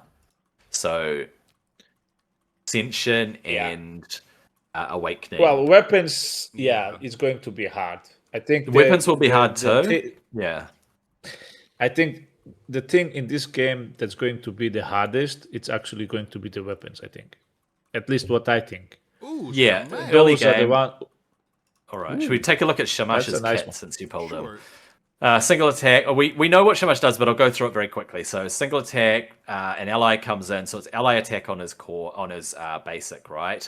If the target's under Ether Burn, which is kind of weird because I don't think he even places Ether Burn, does he? Oh, he does. Yeah, he places it. Increases their turn meter, which is cool. Little turn meter increase. Single attack on his core, all allies will join in. How about that? It's an ally attack on his core. And has a chance to place Ether Burn. So he goes in with the ally attack, places Ether Burn, and increases turn meter of allies when he goes in for his basic. So that's kind of cool. They synergize well, right? And then his ultimate, as we know, he revives everybody. His ultimate activates for the first time when someone dies. So that's actually really cool because he's reviving them, doing a little heal, putting a shield on them. It's only one, not everybody. Yeah, but he's reviving everyone. So, a random ally. No, you're right. A random ally. Yeah, It's so only one. He chooses to revive someone. So, when someone dies, they're immediately revived, which it was actually kind of cool to see in the alpha, wasn't it? Yeah. Yeah. Yeah, He no, was strong. good. I think it was Alpha 1 and Alpha 2, he was always in the top 5 teams. Top 5 heroes always being used. But then I think he was a little OP. He fell off a little bit. Yeah, he's quite niche. He's only got a single ally revive, but then if you can roll round to his ultimate again, he's gonna revive again. You just sit on his ultimate until you need to revive someone. Yeah. It was actually a very cool mechanic, just him being able to revive and passively revive on the first kill. So Yeah, but the strongest thing was actually his where everybody joins in. A little bit of a lower tier. I mean, he's still good. I would say A for sure. Maybe pushing to the if it's all you get, if it's all you got, you'd be I'm happy gonna with say it. A. Yeah. yeah. Yeah. If it's on an alt account, and you don't get anything else, I probably wouldn't take him over Wukong, to be honest. But No. No. You on your giveaway account, you settled. The only thing you need to change is a basically new the imprint. imprint. Yeah, Yeah. definitely Everything else is locked in. Yeah. It doesn't have to Well, be Namsara. depending on the weapon as well, but Yeah, it doesn't have to be at least, Namsara. But, yeah, exactly. I mean, it could be Forge Fire. Yeah, Yeah. one way.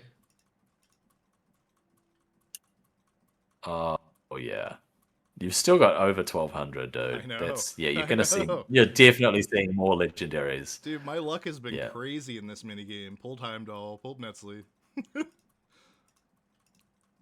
Yeah. Awesome luck.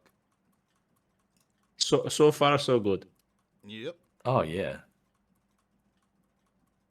It just And takes you're a on long track time to get through them, eh? right now anyway, so He is. He is tracking pretty well. I mean, 2 legendaries and 800, 700 stones. You'd expect 3 yeah, legendaries. in the next I in did the pull three. I next did pull nine three. nine I had pulls you Shamash, should too. Oh yes. yeah. Of course, you did pull. Right, In the you next are. 8 You are pulls tracking. you should get another one. Yeah, you are. You are absolutely tracking. Yeah, he's on track right now. Yeah. But yeah. But it's actually with my pools, the only double we've seen is Sizin. We got different Legos so far, which is cool. True. Yeah. True. So yeah, let's keep that instead of Different pulling the heroes, same yeah. ones. Yeah, Yeah, absolutely. exactly. You don't want a double Shamash. That's what you're saying, Right. eh? No, but as I said, I have a feeling until he's done, hell is gonna pop up at some point. Oh, we'll see. We'll see. Still got over 100 summons to go, so Yeah, he's got to get one soon. Before it dips below 1,000, I think we need to my see God. another Oh there my we go. Yo, We were just he talking called about. that, too. Sorry, I Don't want the jinxed double it. Shamash. Sorry, I did jinx your Gecko, ball. stop doing that. I'll stop. We want Fujin. Yeah. Another Metzli, right? Oh my God, I know, right? Nah. Oh, Triple Shamash. Hell, This hell is or good. Hujin. I just want to see him pull hell. Just, No. just, yeah.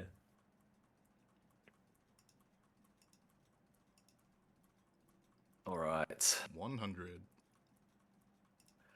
Yes, 100 to go. Let's see. It should be 5 legendaries, but it could be 2. Yeah. It could be 4. Soon, it could be soon. 6. It could be He has 4 so I far. have 4, yeah. So right now he's on track. In the next So- 7 pulls, he should get another one. In total, you should get about 10. But the way that we've been watching these summons, it's not going to be 10, right? So with 1900 shards, was yours 1900? Yeah. Yep. Yeah. So with 1900 shards, you should pull 9. But I don't know, Yep. because it looks like you're probably going to pull 6 or 7 instead. Maybe But you 7. never know. Maybe We 7. can't really predict. Yeah. Let's see. Is that 4 that Optimistic. Be optimistic. It is, right? It is 4. Yeah, I'm at 4, yep. Yeah. Just watch it. And they just keep scrolling across the screen, Yep. without seeing a gold. But it is a very good little game, isn't it? The way that it's been done, Actually, the way that they I pop think up and it's stuff. yeah, they did amazing job with this. Yeah. Really, really cool. Especially considering how many people are playing it and how many people are probably summoning at once. What I like about it's it putting a the bit- most is it's very simple. It's a very, very simple standard. You know what I mean? It's Yeah. it's not complex. It keeps it simple. Yeah. Yep. Simple concept implemented well. Yes. with great Yeah, rewards. exactly. It doesn't have to be complex every single time. Some things just keep it simple. Yep. Don't make it. You don't complicate things. Yeah, including don't complicate it. Damn. Yeah, the user experience needs to be positive, and I think it is Yeah, for this because game. everybody is complaining. Oh, it takes a long time and this and that. But Ooh, sometimes just keep got it. Oh, Anu. Anu. Yeah, Anu. we've gone over his kit. I know. Very strong defender. Yeah. Very strong, very very strong. And so he was for me. If it was picking between him or Heimdall, I was going really back and forth on that one. So he's really Yeah, close I and can really imagine. tough. Yeah, There, for me as His well, kit is really interesting. I would be torn. I would be torn Yeah. if I had Heimdall and Anu dropped. Yep. Yeah, It was the other way around for me on my main. I had Anu locked, and then I pulled Heimdall. So yeah. Yeah, they're tough. They're both very very good. I mean, I think about it. That when the game yeah, launches, if you can get Anu and Heimdall on the same team, you're set. yeah. Then you're gonna be hard to kill. Yeah. That is a little bit scary to think about. Right? Is that Like, summoning That's working? that's a very scary thought. Yeah. Anu and Heimdall on the same team. Holy shit! Right. Or That would be like Ketzel and Isis on the same team. Yeah. All the nasty combos, right? Or Yep. Metzli I and think, Ketzel. but the thing is, Metzli and Isis, dude. Oh. we actually the eternal Legos that we not that are in game and probably will be in game when it launches. Yeah. There is going to be a lot of stuff that's going to be crazy to kill. Oh yeah. Some why- combos why- would like Even on the Fateless podcast, like I was driving the point, like right off the gate, like saying it's so hard to pick a tier list right now. It really is. Oh Like, yeah.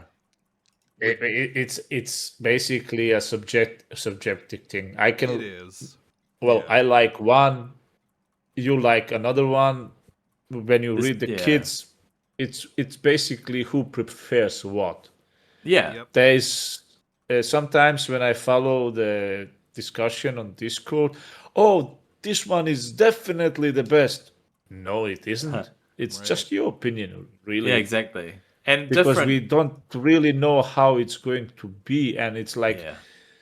a preference thing in the end.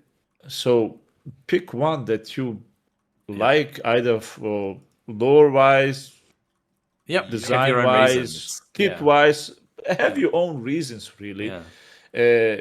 But yeah, on paper, some of them look like okay, they really look strong, and that's basically what people are leaning towards, and it picks up pretty fast instead of just like, all right, how do I really play the game, and pick Yep. from that instead of just going with the flow, like okay, whatever that guy thinks, I will just follow him or whatever. Yeah.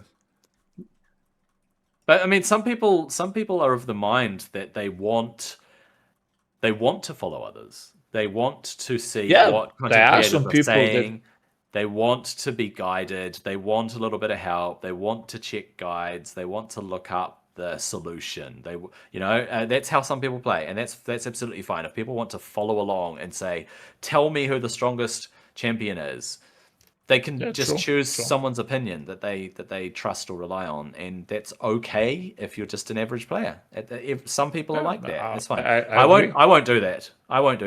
But I like to solve things. I like to work things out, and everything is subjective, like you said. But also, there are so many different modes within the game. There are so many different parts to the game. There are so many different synergies and different interactions between the kits and the gear sets and the gear attributes and the game modes and the mechanics within the game and the bosses and the heroes within the waves and whether something's awakened or not. It's like there's so much complexity. And there's so much variation that you could choose just about any legendary and do something cool with it. The only thing is, I really want the legendary to feel like one. Oh, absolutely. They need to, right? They need to feel. They really need to feel like one. When you pull one, it has to help your Oh, account. it Doesn't has really to. matter which Yeah. of them you True. pull. True. So I really, really wish that legendary feel like one. I think they will. I think they all will, because especially with talking to Chosen, you know, that's been his focus. Is he wants to know more of who do you guys think feels underwhelming, because that's who they want to Yeah. buff up. They want to make them better than the epics, better than the Yeah. rares.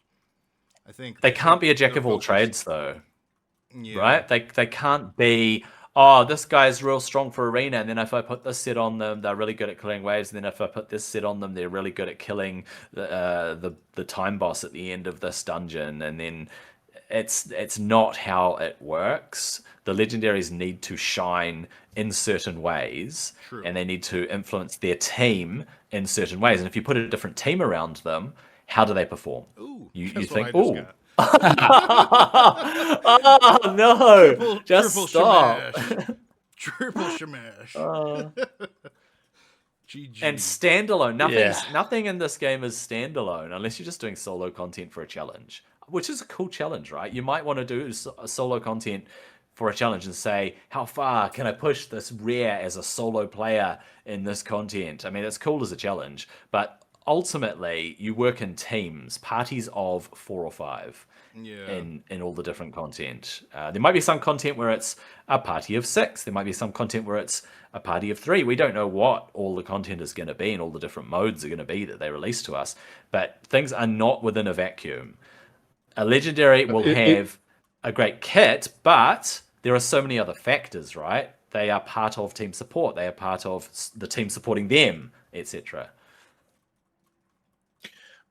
But do you have anything like that you would like to see in this game when it comes to gameplay or type of gameplay?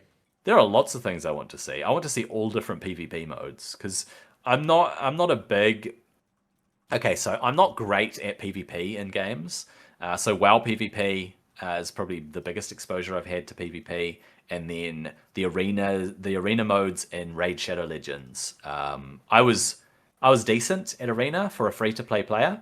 I always was in the top one, except for I wasn't in platinum. I was always in gold 5 once they introduced the gold mode, and they introduced gold 4 used to be the cap, and then they introduced gold 5. I always got myself into gold 5 as a free to play player, and it was just game knowledge. It was learning what the other champions did and how you can counter them and so on.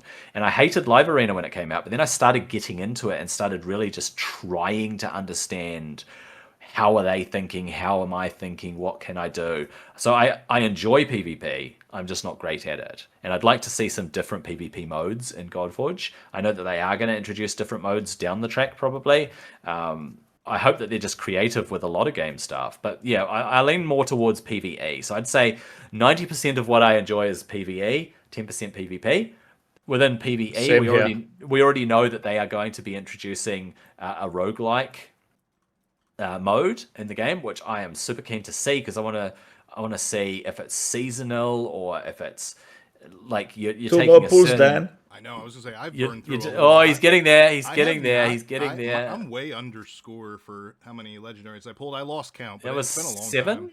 time. You pulled 6. I think it was 6. Yeah, you pulled 6. Shamash. Yeah, I know. I noted down. Yeah, I got 6. You pulled 6. So, but you know what? I am very happy. Like, I'm very, very happy. This is such a solid start. So as you can see, I have 2,570 stones. Shit. There's going to be 257 pulls. That is. I stopped on day. Yeah, I stopped on day 4. All right, I stopped on day 4. I'd got Gog Magog as my thing. And I was like, you know what? I'm gonna save them and see how many legendaries I can pull on stream. But as you can see, I have the same the same one saved as Kottax has. Excalibur and Future Sight. That was your alt account though, wasn't it? Yeah. Yeah, so I've got Excalibur and Future Sight for the same reasons that you do. I thought that Morrigan looked like a really strong imprint. I swapped from Pillar of the Sky because they changed it. They changed Pillar of the Sky. Yeah. Yep. But actually, on my weapons, I have nothing. Oh, nothing locked. Okay, nothing locked. Yeah, I think Excalibur's going to be my go-to with Future Sight, unless I get a certain legendary, right? So let's crack into it. Which one are you after? Yeah, which I need to know that. Metzley, Vivian, or Heimdall. Solid choices. All right, Solid choices. go. I thought there was going to be a legendary in the first poll. Well, it felt like that energy, didn't it? It really did. I felt like it was coming too. Yeah.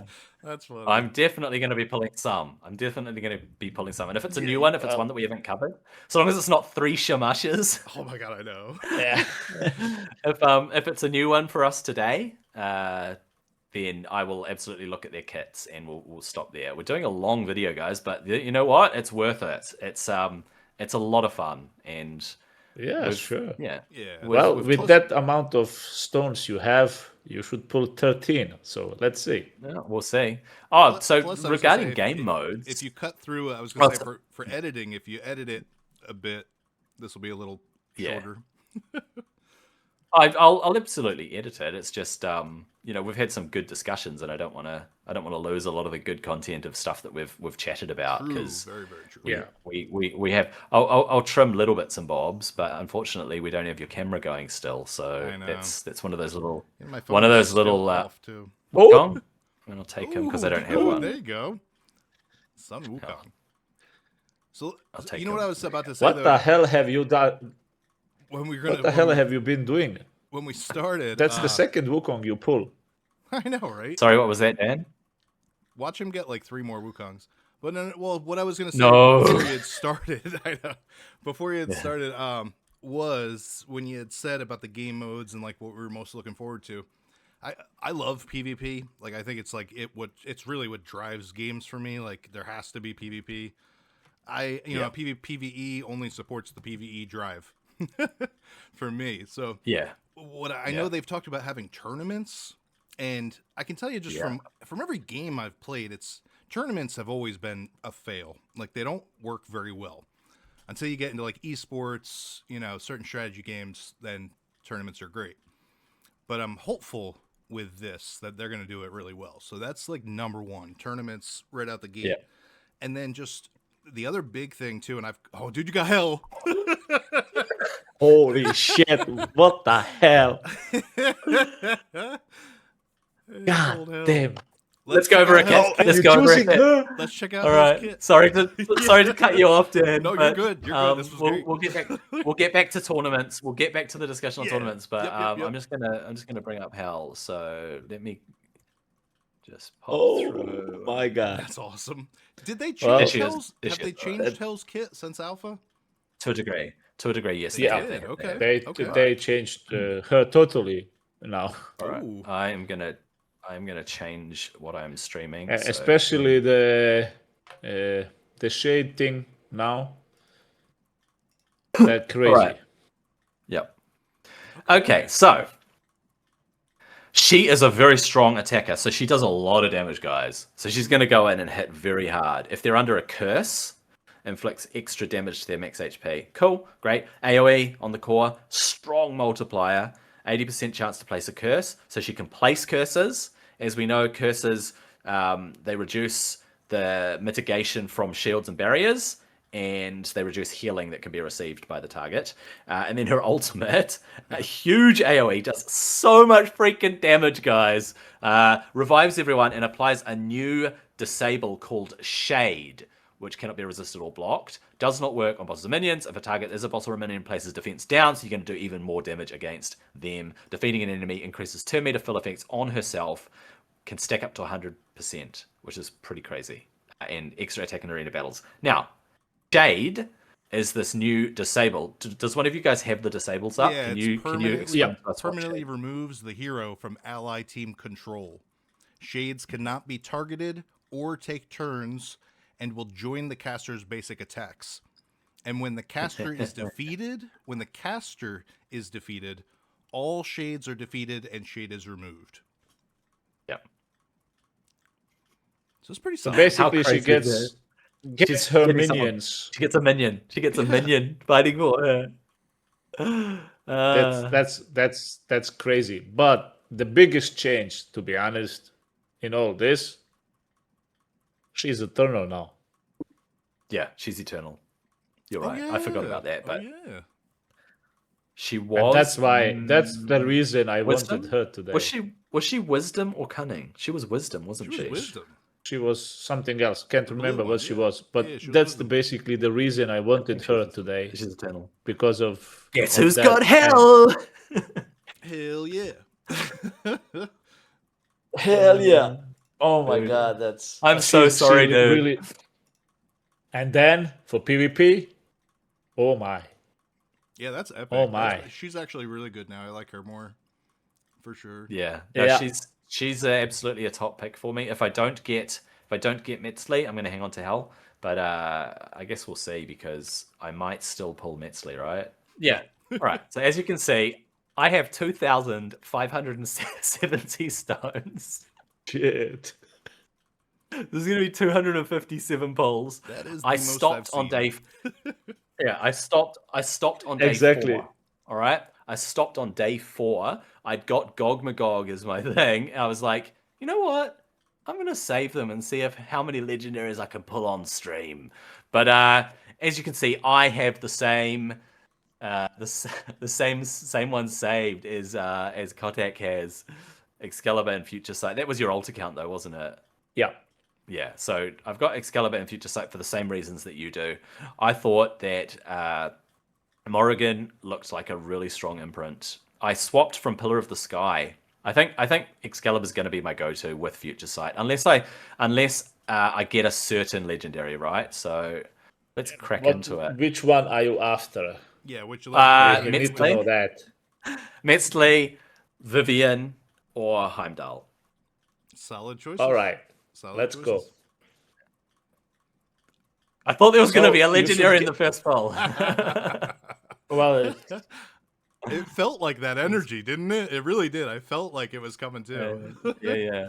That's funny. I'm definitely going to be pulling some. And if it's a new one, if it's one that we haven't covered, so long as it's not 3 Shamashes. Oh my god, I know. Yeah. If it's a new one for us today, then I will absolutely look at their kits and we'll stop there. We're doing a long video, guys, but you know what? It's worth it. It's a lot of fun, and yeah, sure. Yeah. Well, with that amount of stones you have, you should pull 13. So let's see. Yeah, we'll see. Oh, Plus, regarding game modes, if you cut through, I was going to say for editing, if you edit it a bit, this will be a little shorter. I'll absolutely edit it. It's just we've had some good discussions, and I don't want to lose a lot of the good content of stuff that we've chatted about, because very, very true. We have. I'll trim little bits and bobs, but unfortunately we don't have your camera going still. So that's one of those little off too. Wukong, and I'll take him because I don't have one. There you go, Sun Wukong. So you know him. what I was about to say? What the hell have you done? What the hell have you been doing? When we started, that's the second Wukong you pull. I know, right? Sorry, what was that, Dan? Watch him get like 3 more Wukongs. But what I was gonna say before you had started, I know, before you had started, was when you had said about the game modes and like what we were most looking forward to. I love PvP. Like I think it's like it's really what drives games for me. Like there has to be PvP. PvE only supports the PvE drive for me. So what I know, they've talked about having tournaments, and I can tell you just from every game I've played, tournaments have always been a fail. Like they don't work very well until you get into like esports, certain strategy games. Then tournaments are great. But I'm hopeful with this that they're going to do it really well. So that's like number one, tournaments right out the gate. And then just the other big thing too, and dude, you got hell.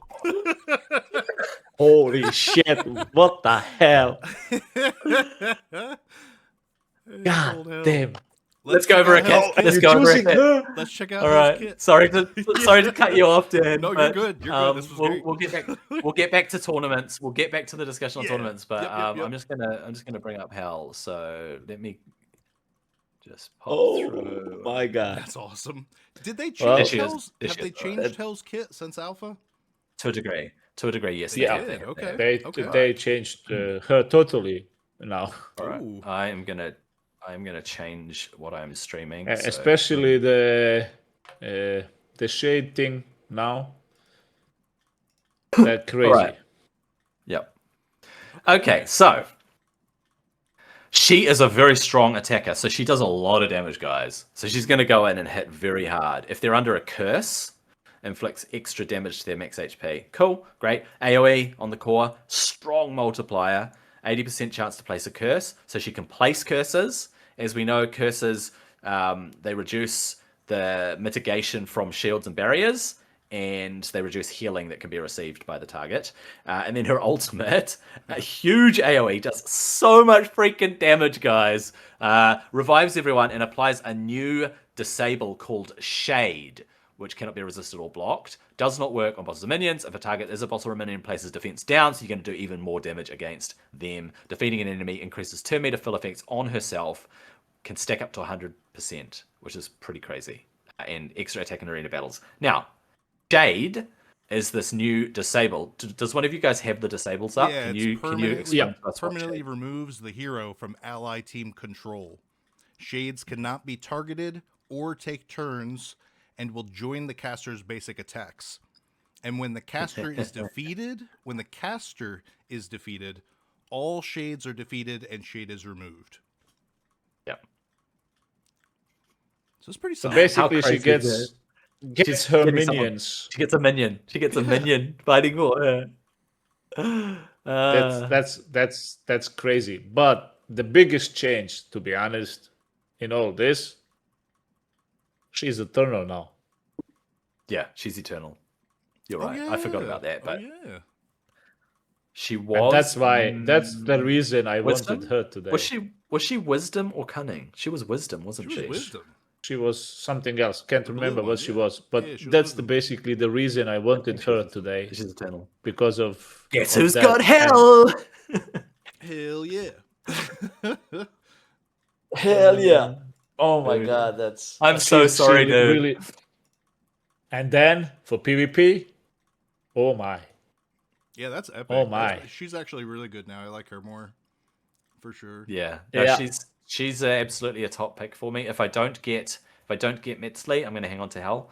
But I guess we'll see, because I might still pull Metzli, right? Right. Yeah. You have a lot to go. Yeah. You sure. think? I haven't even dipped under the Basically- 2,000 mark. Wukong and Hell. Hell yeah. So, Yeah. so what are your hopes? Oh my gosh, seriously. Ooh, and the Wukong. Told you, dude. As I said, what the hell have you been doing? That's the third Wukong today for you. Yeah. Because you pulled one on the giveaway account. I did, and I saved it on the giveaway account. So what are your hopes for tournaments in Godforge there, Dan? So I don't know. I mean, I figure they can do a lot with it. I mean, I'm very, very open-minded. I just feel like I've been in a lot of different games. I have, even in-game or out-game, outside of game, I've had tournaments. The majority of them just don't go very well. They don't. It's very hard. And like I said, until you get to like esports level and then you see tournaments and the structure and things work out well. So I'm hopeful that they do really good. That's pretty much where I was at with tournaments. Where I was going beyond that, though, is I've covered this in a lot of different games, and it's my favorite genre, is the normalized draft mode. It's, in different games, it's what keeps you going. It's something that, like, it never gets boring because the RNG is always different. Some people hate it. Some people love it. You're going to land on one side or the other. But I think normalized draft mode, really being in the game, is going to keep it alive forever. There's games, and AFK Journey is the best example. They have Honor Duel. It's essentially the same thing, normalized draft mode. and I quit that. Oh, dude, nice. Wow. Izanami. Izanami. Keep going. I'll bring this up while you. Okay. Yeah. In AFK Journey, they have it, and I quit the game after like 3 months, but I played it for like a year and a half, only because of the normalized draft mode, the honor duel in that game. Yep. And Yep. like That's literally, cool, like man. it's the only part of the game that I played, and I played it for an extra year and a half. Yeah. Oh, she's work in progress. Oh shoot, sorry. She is a work in progress. I accidentally clicked that. Izanami is a work in progress. So, however, she attacks an enemy with a chance to place initiative down, preventing them from taking their ultimate. Removes shields, then attacks them, and places corrupt so they can't get buffs placed on them. If her buddy Izanagi is on the team, who's the other Japanese god, Izumo god, he will join the attack using his core ability. So she has ally attack with Izanagi. Yomi Malediction, attack all enemies with a chance to place speed down and curse 2. So we've got that curse debuff and that corrupt debuff, and we've got speed down and initiative down, then decrease their turn meter. She's pretty good. She's pretty good for a disruptor. And if she attacks them when they've got initiative down, it decreases their turn meter. So she's pushing people back, right? She's basically pushing people back, which is kind of cool. Yeah. I mean, she's not in my top 5 No. by any means, but she's a strong enough. I mean, she's legendary. She's legendary enough. I have her kind of low, but I have Izanagi up as S+. Yep. Okay. He's a total different beast. Total. He carries his team, right? He pushes his team forward, doesn't he? He carries his team like crazy. Yeah, he increases the speed and the turn meter boost. That's like his main shine. Yep. I really like the idea of a normalized draft mode, but I also like the idea of normalized PvP. Oh yeah. So true. True. PvP that is reliant on your skill, 90% skill, 10% gear and luck. Yep. So I Agree. really like the Agree idea on of that. normalizing a PvP mode where it's kind of like arenas in World of Warcraft, right? So when they introduced arenas in the Burning Crusade, shout out Burning Crusade is dropping this Friday, guys, for the 3rd time. I know I've mentioned that. I mentioned that at the start, but yeah. So with arenas, it is somewhat gear dependent, but within the season, once everybody who is playing it seriously has the gear, there's no further upgrade to your gear. So it's technically normalized. You can come in with whatever buffs, whatever, if you've got the best gear halfway through the season, you've got the rest of the season to play with that gear and try to just improve your skill. Yeah. And it's partly to do with your makeup, the makeup of your party. So if it's 2s or 3s or 5s, whatever, you've got other people supporting you, and depending on the makeup of your party is going to determine, how well you synergize and stuff. But it is quite highly skill based at the upper levels, and so seeing PvP in a turn-based game like this that has normalization as an option would be really cool. I agree. It would be For challenging. me, Hercules. there is another one. We've looked at Hercules. I'm not taking Hercules over Hell. Yeah. What's that, 5? Yeah, 1, 2, 3. Yeah, 5. 5. Yep. You are ahead by a lot I'm not even right under now. 2,000 yet. Exactly, you are ahead. How many? What were you going to say? Well, Dan? when it comes to Kottax, how many did you end with? 8. I ended up with 9. 9. Yeah, 9. Yeah, you ended up with 6. 6, and he's already on 5. 5. Yeah, dude, he's got 2,000 more. That's crazy. Creative That's privilege. absolutely nuts. Well, for me, when it comes to PvP, I'm kind of looking at, for example, if you take raid, Yep. there's not a lot of things where you do things together. I kind of like a PvP mode where you can go in with a partner. Yeah. Yeah. So you Like can arena. actually do something with your Pantheon members Yes. together That would or be something cool. like that. That's Yeah, what yeah. I would like to see as a PvP mode of some sort. I don't know if you choose, like, I don't care, 2, 3, 4, whatever Yeah. heroes, but something like where you go in with your teammates from Pantheon. Yeah. I would And you like to rely on see each other. something Yeah. exactly. Going even further So with it's that, like, you know what would be cool is if they had all 5 heroes, like you could have 5 of your Pantheon members join with 1 hero each. yeah, and yeah, start or taking on a something team. like, yeah, like, but something that there is a like a collaboration, or because right now when you are part of a guild or Pantheon or whatever in other games, it's like Loki, lonely dude. in a Loki way. got Do you guys major want to buffs. look at? Yeah, Do you want to look at Loki's kit? Hell yeah, And Loki we'll got look at it. major Yeah, buffs. we haven't Loki. We Still haven't not a seen fan. today Loki. Still not a fan. The But big we'll... So AoE yeah, crowd I would control. like to see something where you like use the members you have in your Pantheon. I agree. I totally support And that. Yeah, I really like that idea. Yeah. IJKLL. Loki is after I. Oh, there he is. There it goes. I do not like how they changed him, his look. I'm not a big fan. I think he of looks the- better I now. don't like I it. think he looks better, but they could change him to make him look a lot more mischievous, a lot more Yeah. sneaky, a lot. He just looks like some green-haired European model or something now. I mean, is it just me, or does he look like he's got a lazy eye, where his left eye is like kind of sinking in towards the center a little bit? No, I don't. I Dude, don't. that's I don't all that think I so, see but when I see this Loki picture. I think they could do a redo, but he looks better than he did for sure. Yeah. All right. Be- So now he's based on accuracy because he's a disruptor. That makes sense, right? He's based on accuracy. Has a chance to place charm. What charm does is the person who placed charm receives a buff instead of the person who tries to get buffed. Am I correct, or is charm something different? One second. When you try to place a charm. buff on a charm target, it actually goes onto the target, the caster. Charm reads as follow. Go ahead, yep.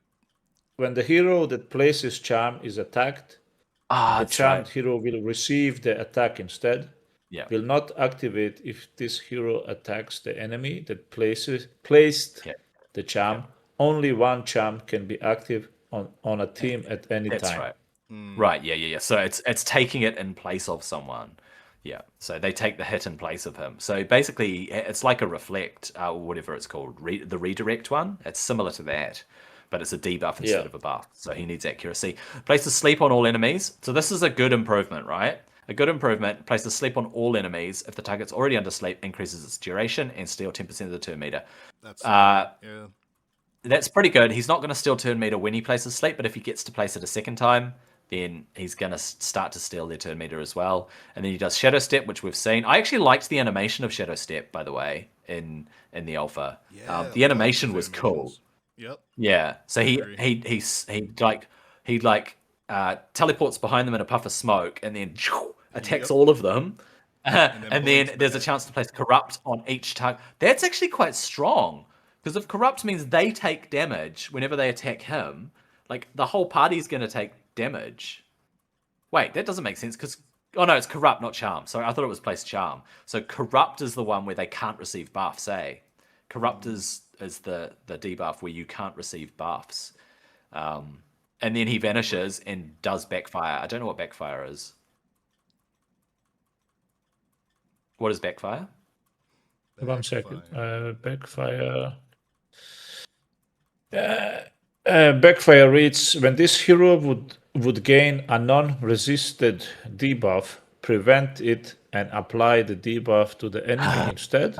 Each trigger reduces backfire duration.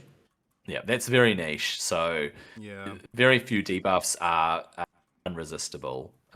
They're niche within themselves, and so Backfire is not going to be that great all that often, but it means he can't receive debuffs. He's basically protecting himself and shrouding himself and trying to just push all damage from himself onto the enemy team. So I mean, it's pretty niche overall. I just don't see a lot of places in the game that he'd be really good. But the big thing is that he scales with accuracy, and he does get that accuracy bonus in arena battle. So I do think PvP is going to be pretty nuts.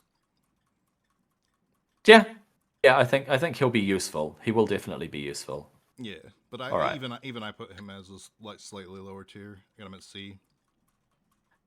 Yep. He is still a C, I think. He's not even on my. Dude, Athena. Holy shit! Oh my All right. god! So for some reason, If you it's not... think Heimdall is good, she's better. Oh yeah, Yeah. Athena. Look at when you pull her Why kit did you up. not? Why did you not mention her? Why didn't you say she's in your top 3? Because have I her as like S Heimdall. tier. She's solid. Yeah. All right, we'll She take a look at is- Athena. We'll take a look. She is really strong. Fuck's sake. I actually rate Melee her crowd control, ahead of Heimdall. and she's got increased defense and shield. We'll go to Yeah. Athena. Her shield is the strongest now, since they like All right. reduced it on Heimdall. Yeah, she's not bad. All right. Let's She take is a look at Athena really anyway. she's top defender. As I said, I Ah. rate her before Heimdall because of the shield, Yeah. So she does and everything defense else up is like on her basic, which is great. Places a massive shield on allies, and reduces damage inflicted at the same time. So it's not enemy protect, it's not ally protect, it's reduced damage, which is good because she's not taking the extra damage. And then her ultimate, I reckon her ultimate's gonna hit hard because she's a defender, and defenders can hit hard with a chance to place petrify. If the target is under a shield, it can what? If she's under a shield, it cannot be resisted. So exactly. she's going to place petrify on her ultimate. That's insane. Each time an ally is attacked under shield, which is any of your allies, right, heals that hero for 50% of the damage inflicted to it. If it's removed, it has a chance to place petrify. What? Yeah, she's solid, dude. Oh, and she's got extra crazy. defense. She's super strong. Do I take her over Hell? You know what? Over On this Hell, man. account, I was of the mind that I was not going to take a Slayer as my champion. I'm going to take Athena. Over Hell, I would approve. I understand that totally. I think Athena, Hell is good. But Yeah. Athena is definitely. I was of the more mind. heavyweight. I'd already decided I was going to take what's the thing? Invoker. I was going to take an Invoker, but I will go for a defense champion because she's going to be a huge carry. Yeah, that's pretty Go crazy. back to. I'm taking Athena. That's Solid crazy pull. It's Really it's kind of crazy hard. pull. I might get held down the track. It's just for this account. Either way, I was gonna say either way, I would vote Athena for sure. I will probably take Metzli over Athena if I get her. I agree. But if I get Heimdall or old mate the Anu, then I'm not taking them over Athena. Sorry. Yeah, Athena is really rocking it. Yeah, I think she is seems really, like the really- best defender. I think. As much as I loved Heimdall in the alpha, I'm going to keep Athena for now. Yeah. So I For think me, it's Excalibur plus basically Future Sight yeah. as well.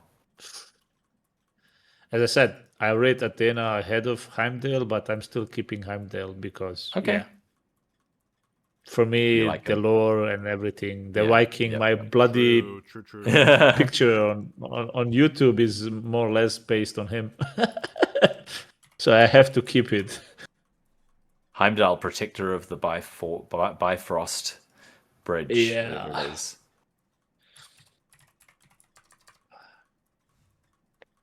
But yeah, getting back to the game modes, I really think we need to have something where the members of the pantheons are kind of involved together. And I don't like Raid has that siege thing shit. I don't like that. Don't put that in the game, please. Yeah, Oh, I either. didn't like that I at don't like that all either. when they introduced that. Yep. I came back to the game and it was there. Please don't do something like that. Just give us something where we can like be 1, 2 together or 5 or whatever. Not like that Yeah. siege something. I CVC don't like stuff that. is okay, right? Pantheon versus Pantheon stuff is good if implemented well and implemented Yeah, dynamically but- and implemented to benefit the the pantheons that contend with each other. And yeah, one thing I'd really like to see is some really good Pantheon tools in the game, so that you can manage not just your Pantheon, but your clusters. So Kottax, I don't know if you are in a Pantheon or a cluster, but Dan and I are Actually, in one. no, I'm not. I actually made my own, but I haven't really actively seeking anybody yet. So I have a couple of gaming Well, buddies our doors are that open I if you want to join a cluster. That's going to be multiple Pantheons. We've got, I think is it 11 Pantheons now? I think it might be. Yeah. So we're a big cluster with a whole lot of Pantheons to choose from, all different styles of play within the different Pantheons.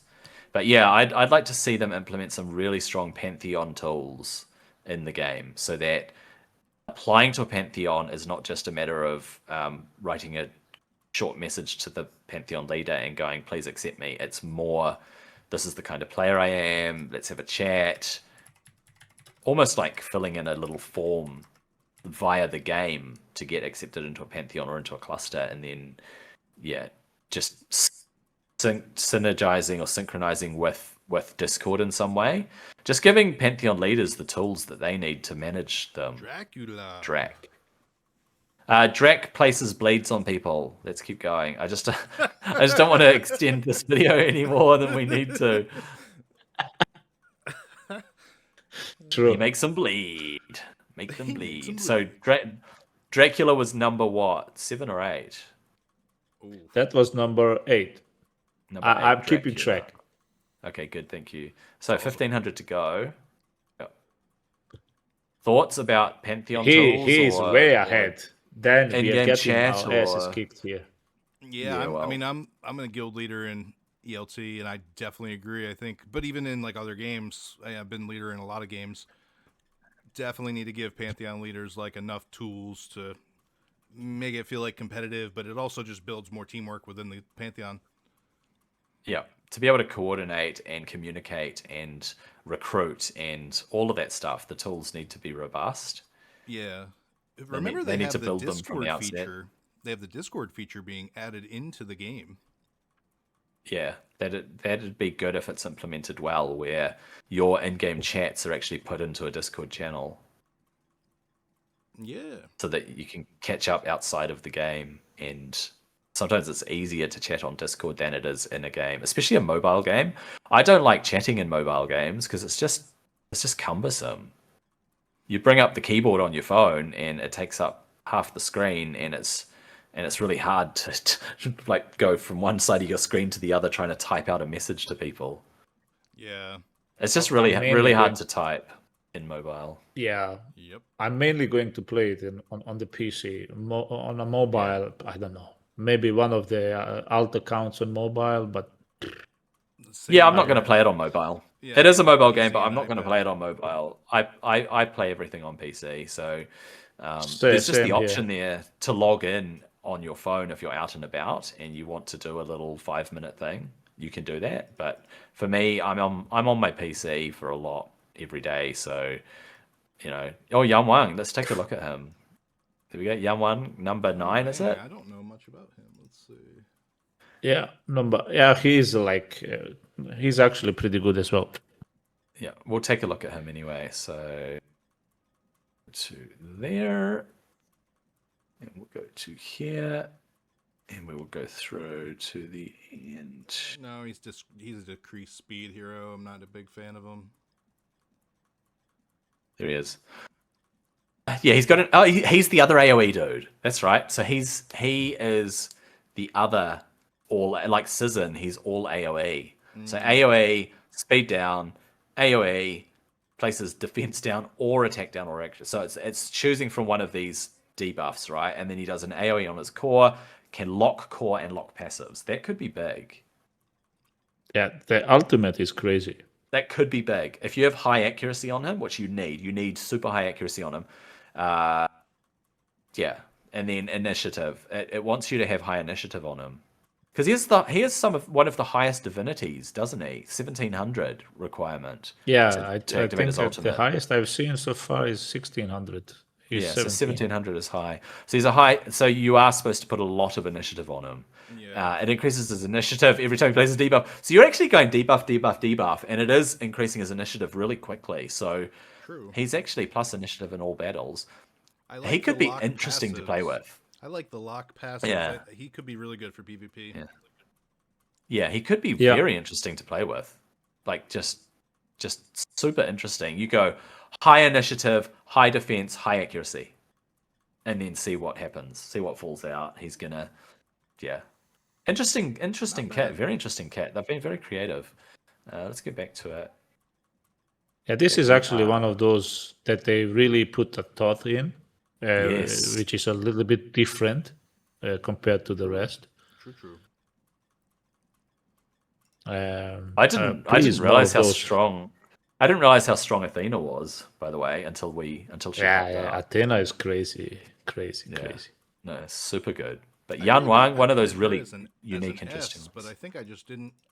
When I was rating her, I didn't look at the how she scaled, because she scales really good too. On top of everything. I only go as high as S in my rankings. When I rank stuff, I don't go above S.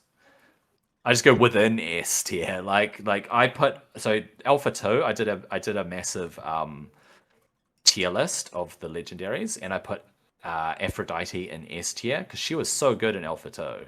Yeah. And then they broke her. Yep. And Zeus, obviously, in Alpha 2. I felt like Zeus he had his multipliers reduced or something in Alpha 3. I felt like Zeus wasn't doing one-hit kills I didn't anymore. get to play him until Alpha 3, and he really carried me through to finish it out. Okay, yeah, no, I barely used him. He was crazy DPS. Crazy Yeah. DPS. He was good DPS, but I found him not as good as Alpha 2, that's all. Huh. I felt like they had nerfed him. They might have then. Ooh, Freya, dude. Ooh. Freya. Now this is a hard choice, right? Freya versus Athena. My vote's Freya. She's an but invoker. Let's look her up. Or no, I said I was going gonna to go invoker. Did we look up Freya? No, we didn't. Let's check her out. No, we didn't. I said I I was just gonna showed go my account where I had Oh, her. that's though. right. Yeah, you're right. You did bring her up earlier. Yeah, Well, we'll go to Freya. but yeah, she's another. She's a beast. Freya's my She queen. is a beast. See, now, one of the main big things, too, that was making me pick her was her lore. Like, going for the whole Viking lore. Oh, yeah. Just same reason why you wanted to pick Heimdall for his lore. Yeah, exactly. Yep. And All to right. be honest, Heimdall and Freya together on the same team Yeah. all day long. Freya all day long. places Mend, which is great. She's just going to keep putting out these heals. She equalizes turn meter, so she's really good at helping them get their turns faster. Places attack up and sharpen toe, which are both strong buffs, right? It means that your slayers and your brawlers are going to just hit that much harder and do stronger hits more frequently. And then attack all enemies. Attack one enemy, and then attack all enemies. Mm-hmm. And increases crit damage and attack of your allies. What? That's pretty overpowered. Yeah. When an ally does a critical hit, heals any ally that does a critical hit. So you need people on your team that are going to be 100% crit, and then they're going to get healed by her. She's just going to go, I heal you because you're critting. Non-stop. That's strong. Yeah. That's pretty strong. She's not, for me, she's not strong enough to replace Athena. Yeah, but 1 second though. You see her basic and her ultimate. On the basic, if you seen Simon's stream Friday, and they pulled her up, Yep. in that video, or when he was showcasing, she had 500 instead of 5% initiative. That's a huge difference. So I don't know which one is correct. If it's 500 or 5. Yeah, but if because it's 5% 500 initiative's not much, is it? No, but if it's 500, that She could hit hard. all of a sudden changes. Yeah, she's a not about lot. hitting though. She's an invoker anyway. She's not about doing damage at all. She's about Yeah, but being basically, really tanky and but her helping core, your team. that's what makes it good That's her core. Yeah, I think it's her passive too, on top of everything. the equalization. Crazy. Yeah, passive as well, but and the passive, massive healing. She's going to keep a team alive for days. Just she's a very strong support. Very strong support. She's top 3 support, right? Up there with Metzli and Ketzel. So yes, I still feel like a defender is going to benefit my account the most.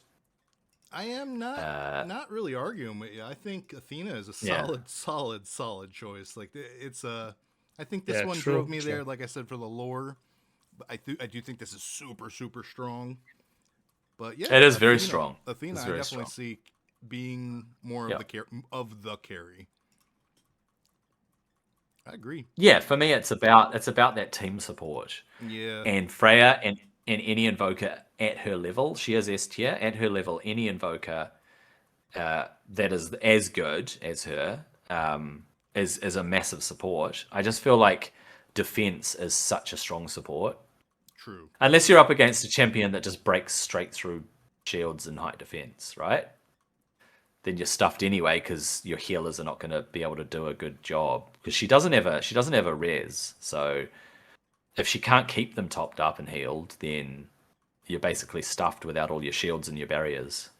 She definitely needs other teammates for sure. Yeah. To fill roles. If I get Metzli though, I will decide whether I want to take her over Athena. Oh, I've already. Metzli is just so broken. Yeah, I would choose her over Athena all day. Athena's good. She's really good. Don't get me wrong, but I think, especially how you said, be the team carry. That's Metzli all day. That's the number one for sure. Because she picks them up, because she heals them, because she increases the turn meter. Everything just rolls. I was leaning towards Vivian as my top pick early on because she has an ally attack and she has all this buffiness and just seems like she pushes your team and keeps them strong. And she has a res as well, doesn't she, Vivian? I feel like she has a res. A resurrection, a revive. Yeah. I feel like she does. Maybe I'm wrong. If I pull Vivian, I will take a look at her. If I don't, I'm happy with Athena.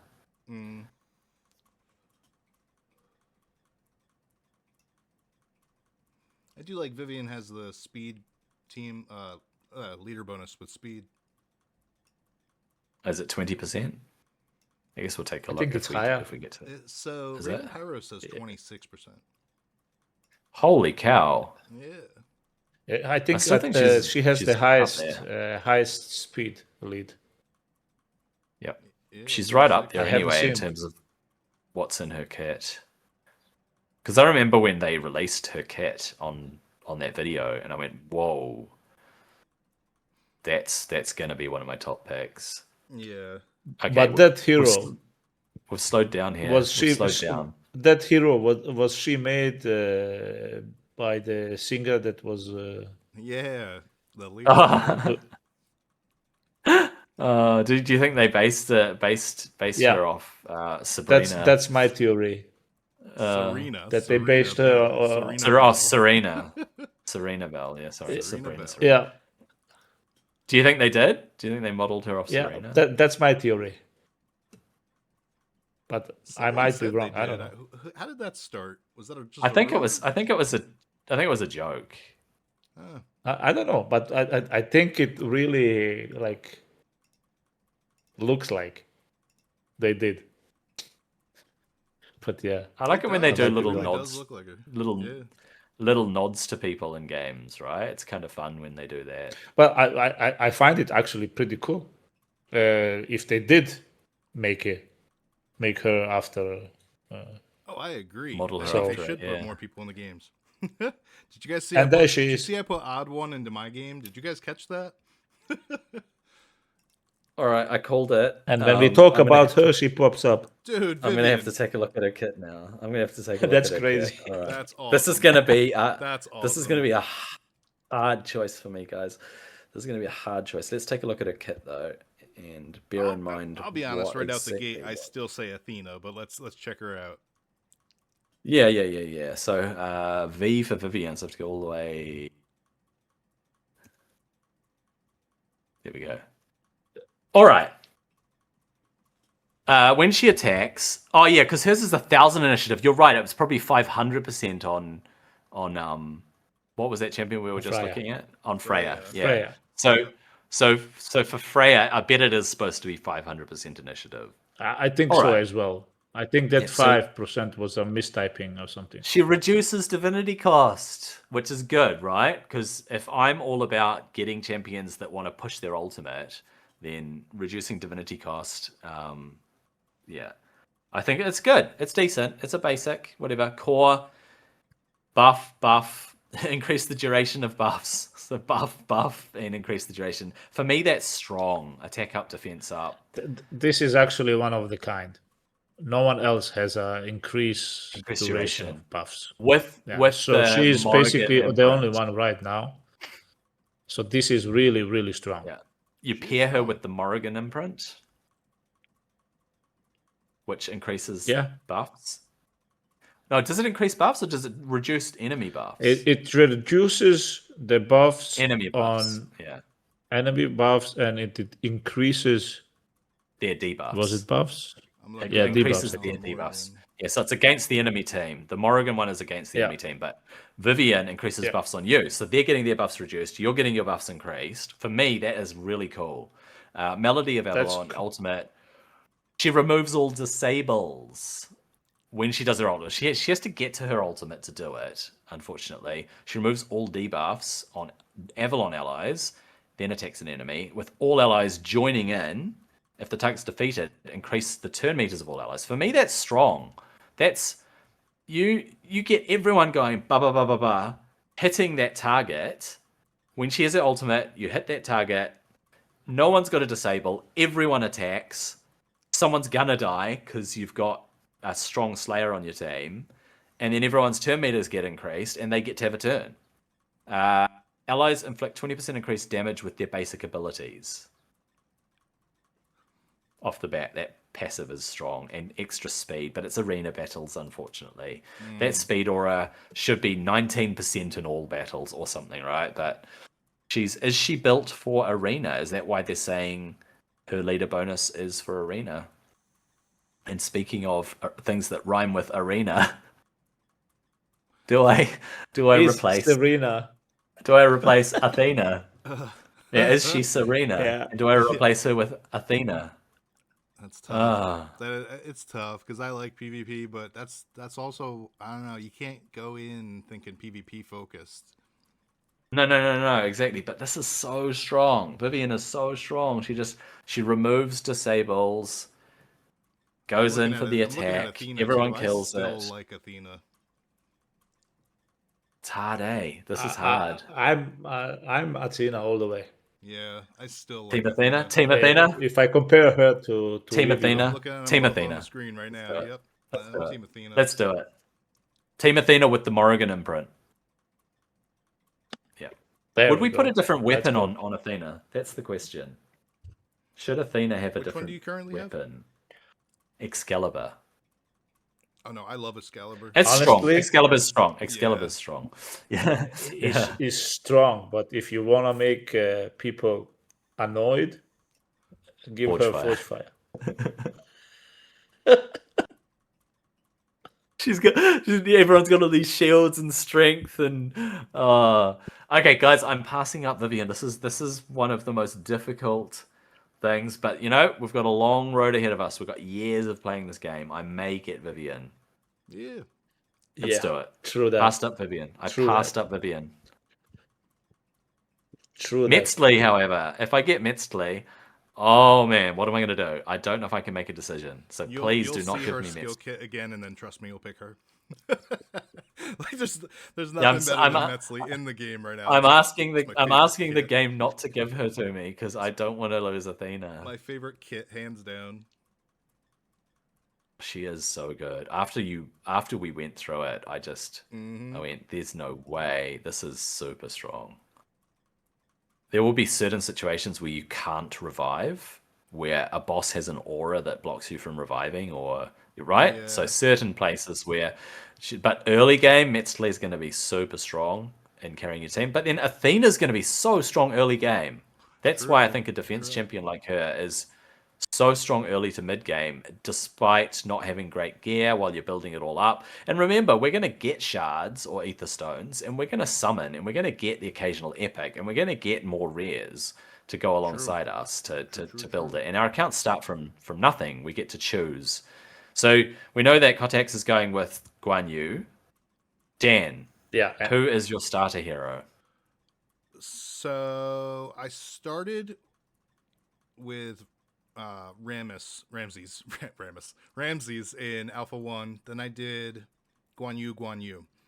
I said during launch I was going to just play Lady Shock for the hell of it. So I'm thinking Lady Shock because I'm going to be a spender either way. Like, I'm going to get more heroes.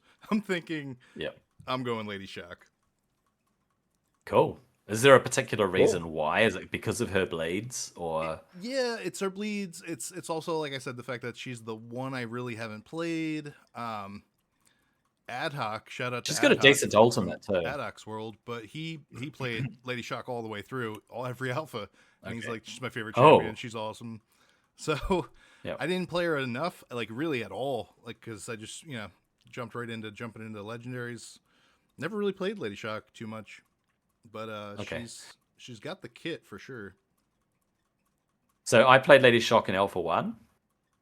I chose Ramses in Alpha 2, I think, and then I went Ramses again, or maybe I went Guan Yu in Alpha 3. I can't remember what it was, but I found Guan Yu to be underwhelming. Maybe I was playing him wrong, maybe I wasn't synergizing him well.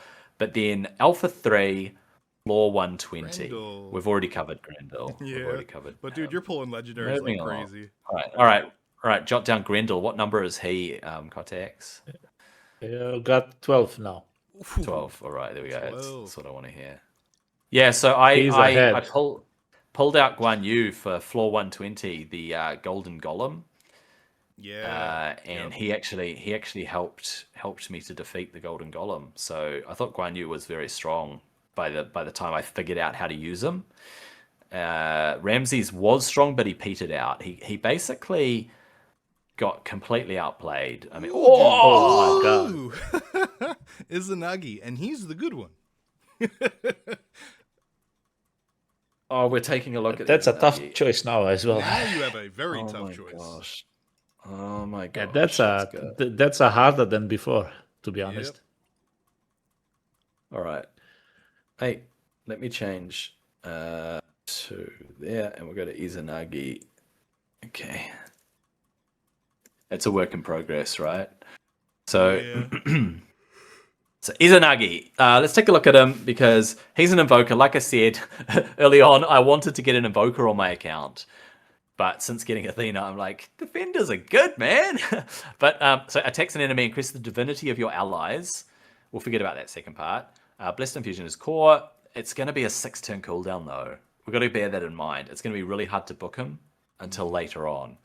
Place initiative up so they get their ultimates sooner. Reduce their divinity cost so they get their ultimates sooner. He carries your team, right? Attack up, increase the divinity, even more divinity, increase their damage of their ultimate. So he's basically empowering their ultimates. He's the ultimate king. Yeah, for every 5 buffs that are placed, he activates his basic ability. Okay, so 20% initiative in arena battles. Once again, he's just carrying and pushing and empowering. And he's like, you get an ultimate, and you get an ultimate, and you get an ultimate. Could be good, could be strong. It'd be fun to see. I think he's a fun champion. I think it'd be fun to see. But in my eyes, I think Athena is a stronger carry for my team. Side by side, I agree. Side by side, I definitely agree. Athena's a stronger choice. He's good. He's going to be fun as hell. Totally agree with he you. will. See ya, Izanagi. Yeah, go join Wukong and Vivian and all of those other ones. Mm-hmm. Let's keep going. We've got 500 to go, right? I'm on track for how many. I was trying to remember that hero's name, but Yan Wang. Remember when we pulled Yan Wang? Yeah, Yan Wang. He would go really good with Yan Wang. He would, yeah, because you want to get those ultimates out there. Mm-hmm. Yeah, some of these champions you stack that- initiative on them. They're gonna really play hard. We're gonna see some really weird combos, but really hard matchups. Some interesting mechanics that people are gonna play with. Exactly. sure. We're gonna see some weird combos, but when you come up against that, you're gonna say, "Holy shit! What the hell am I going to do?" Do you think anyone is gimping themselves deliberately by only choosing up to an epic in this game? Like very specifically don't think not so. choosing a legendary. You don't think anyone will do that? For heroes? What about an Well- alt account? What about an alt account For for heroes, a you're for a asking? challenge? Yeah, for choosing the heroes. Someone might have an alt account and they've challenged themselves on that alt account to play with 0 legendaries. Yes, they're gimping. No, I'm saying, would anybody do that? Would anybody be sadistic Yeah, enough? there's definitely a couple of people out there that's Or going to do that, masochistic and enough to do that? yeah, and depending also if they only if they didn't buy premium, and they really are unlucky, they might as well end up with an epic. Yeah. think So the I bigger question definitely is, think which there epic will would you be- really pick. Like, number one, we don't know the kits, but even just looking at them, Yeah, Some of them I would go wouldn't. for Banshee or that Polunitsa. And she's girl. blue. Banshee is epic. Oh, is Banshee epic? Okay. Banshee is epic. There she is. There she is. Oh, there she is. Yeah, no, Speaking you're of right. that She devil. looks. She Yeah. looks. I would so go cool. Or for Polonese. Banshee or that Polunitsa girl, Yeah. Oh yeah, Polonitsa's not bad. most likely. But then again, you have Brunhild. You cannot think go what wrong with epics? her either. True. There is an True, epic Brunhild. imprint that was really strong. It was what was it? 50% chance to join Oh, an you're right, ally there is. attack. Yeah, what is that called? I have it somewhere. Hold on. The fourth. 50% chance to join an ally attack if the enemy places a buff. Every time the enemy places a buff. Something like that. It was one. like Yeah, crazy imprint for an epic. I have the name of it too. I'm trying to find that file. Oh, 50% chance to counterattack. Oh, Yeah, her imprint was superb. If you had to choose an epic imprint, that sounded like the best one. It's not Polonitsa, is it? Oh, I don't put it think in so. the community resources on Fateless. Let me see. I'll pull that up. It's not Aya. She's in Asgard.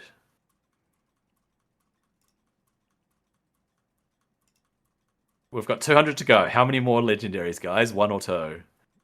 Let's go to 1 or 2, right? Well, Let's go 2 you more are legendaries. on track right now, so whatever you pull, it will be bonus. Do you think so? I had over 2,500. Yeah, but you have 13 already. So, Oh, okay. Well, yeah. No, that's true. Come on, I got so to get if at you least pull one more, more. then you're basically ahead. It's not Metzley, please. I want my Athena. Well, you She's can so- always keep it. I am surprised. I'm actually surprised. I've passed up Vivian. I'm surprised. Coming into this, I thought for sure Vivian top 3. We forgot to tell you about Athena. You did forget, and We until kept she it a came up- secret. You did. We It was a secret. we kept it a secret.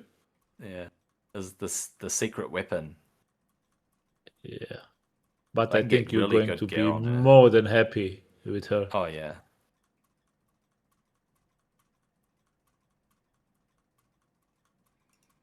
Here we go. 90. Come on, I've got to get one more. I've got to get one more. Seriously, dude. Whoops. Let's go. Come on. Why is Brynhild so zoomed in compared to some of these other ones? Like Tomoya goes in as half her body, and this dude's real low so that you can see his antlers. I don't know, just he seems real zoomed in, eh? She's had a Yeah. huge upgrade, by the way. She's had a huge makeover. Yeah. Come on, gold. One more gold. One more gold. There it is. Oh. Pazuzu again. I'm getting more. I'm gonna get more things because it's turnover time. Oh, yeah. I get more summons. Pazuzu. Did we look at Pazuzu's kit? We did. Yeah. We did. Pazuzu We is did. solid. Yeah. It's Yeah, really we did, yeah. his passive for the imprint. You know is what? huge. I'm gonna just refresh it because I get a handful more pulls today because it just ticked over.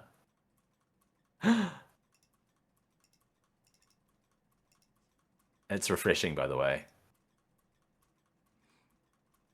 All right, cool. I could not find that And it imprint that we were talking should- about before earlier. By the way, for the epic imprint, could not find that spreadsheet. Yeah. I had it somewhere. I'd look it up. I've got it on the spreadsheet, Oh, you did find that? but no, I can look it up. I've just got heaps of spreadsheets open. I don't want to showcase all my spreadsheets. Yep. Oh, come on. This is taking its time. Actually, okay, let's look it up. So, it's not weapons, it's imprints, and it is. It was when an enemy places a buff. No. What was her name? Divana. There it is. It's Lingering Omen, Divana. When an enemy increases turn meter, 50% chance to counterattack. Oh, that's a turn meter increase. So every time their turn meter goes up, you have a 50% chance to counterattack. How crazy strong is that? That is strong. Because there's a lot of turn meter increase and turn meter push. Okay, so I thought it was going to give me my 60, but it didn't. Did you see that? Yeah, it should. Where's your timer? You should have a timer running. I should have a timer. We might have been doing too much. Or Yeah. it's not even. You're like, he wants more. Huh. This is weird, eh? I can't even sign out of it. That is weird. Come on. If you It's locked up. If you hit F12 on your keyboard, you might be able to delete the token. It'll log you out. I don't know. Yeah, For me, it says five more minutes before the claim. Oh, okay. Maybe that's... What? Yeah, I didn't even check mine. Let me see. Mine says... Oh, let me refresh mine. All right. Well, let's have a look. Oh, which portrait did you guys choose for your main account? I have that one. I like the Dark Tempest one. Dark the Tempest. most. Yeah. I think the High Priest of Ptah, whatever it is, looks kind of cool as well. But You know what's really weird? When I try and... So oh, there we go. Mine I've got my says 100. 0. I've got my When 100. I tried I think something's weird with the website right now because I'm trying to refresh the website. It's 3 minutes in. Look, it's 3 minutes in already. Yeah, and So- for me, I'm missing 3 minutes. Yeah, there's something wrong Okay. with the website right now because I'm trying to refresh it. It's tick over time. It's because we're pulling so many legendaries, guys. It's No, tick I over. do remember It's tick Simon over time. saying at the that moment. too. I remember Simon saying right after reset, try not to pull. You all, don't. all. Try not to pull. Yeah, he. Well, did I've say still that. got 100 to go. I've still got to do 10 more. I still got to get my one more legendary. We're gonna see what it is. It's Wait. because of White Tiger and his 300 accounts. Oh, mine just kicked in. Yeah. I have 60. I have 60 more summons.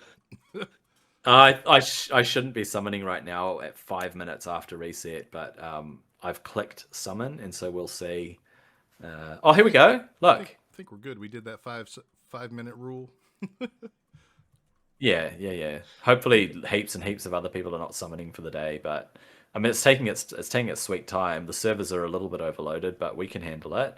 I just got to get my 10 in, right? These are the final 10 that I'm going to do, at least as part of the video. I've still got time between now and the 20th of Feb to see if I can replace Athena, but guess what?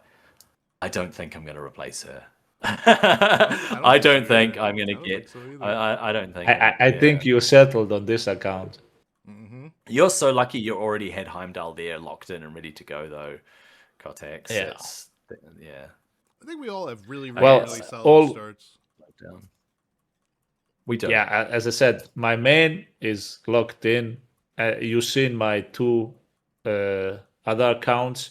Actually, you've seen all three other accounts. Yeah. Basically, they are also set. So I'm actually considering you're if I so should lucky. make one more. Oh my gosh, you're out of time. You've only got till the 20th. You wouldn't get the No, 20th. remember they No. extended They They extended extended it it to to the today. end of February. Did they? Yeah. When Yeah, did they they in extend the it? video Simon was today. talking about it in his video today. Yeah. I haven't watched the video today, guys. Remember? Don't We spoil it for spoiled it. me. Yeah. Oh, I just want to get these summons done, but too many people are using the server. Come on. I just want to see if there's one more gold in the ether. I really thought you Floating were out going to be the one there, to ready pull the to drop. double. I thought you were going to be the one to pull the double Legos. Considering how well I did, Yeah. this. You I don't did. think I'm going to get You another did really legendary. good. Yeah, You got 14 I'm so happy far. to 14. I'm happy to close it down there. We'll call it 14. And are you sure it was 14? Yeah, What was the last one I pulled? noted And you didn't get a lot of doubles. it was or duplicates. Pazuzu. Ah, that's right. I grabbed Pazuzu at the end. It was 14. All right, I've got a handful of shards left, but it's only 50 to go, and that's not going to come up. Yeah. I don't think. I don't think this one's going to come up anytime soon. It seems like we've reached the end of our rope here, so I'm going to stop streaming. And unfortunately, we don't have Dan back on video. I'm going to wrap it up. I'm going to wrap it up here. If anybody has anything they want to plug, any parting words, now's your chance. We'll start with Kottax. What are your final parting words here? Well, it's been fun, to be honest. As I said, everything is new for me. It's like 1 month since I started streaming YouTube. 40 days ago, I didn't even consider this at all. But I'm enjoying myself and getting more and more comfortable. It's been a blast, to be honest. I've been testing Dan's game as well, giving feedback. So I'm having a lot of fun, and right. yeah, it's been a blast, to be honest. Where can we find I hope you? we can do more of this. Where can we find you? Twitch, YouTube? Actually, I'm just on YouTube right now. Socials, it's more like private. I haven't really made anything when it comes to this social-wise yet. But for now, it's only YouTube. Okay. So cool, thank you. Danmanreal. And yeah. Yeah. No, let me just say too, I think it's awesome too that you just started, you know what I mean, being in content creation and stuff. I think it's an awesome world. Like, you're gonna have so much fun in it. I'm sure you already have felt that over the last month. It's really cool. Yeah, I'll keep it short. I know this has gone long. I definitely have had a blast. I think this was an awesome conversation. Got to touch base on like so many different points and views in the game, which is really awesome. Greatly looking forward to Godforge. Yeah, I got YouTube and my Discord. I have my Discord community. That's pretty much what I cover.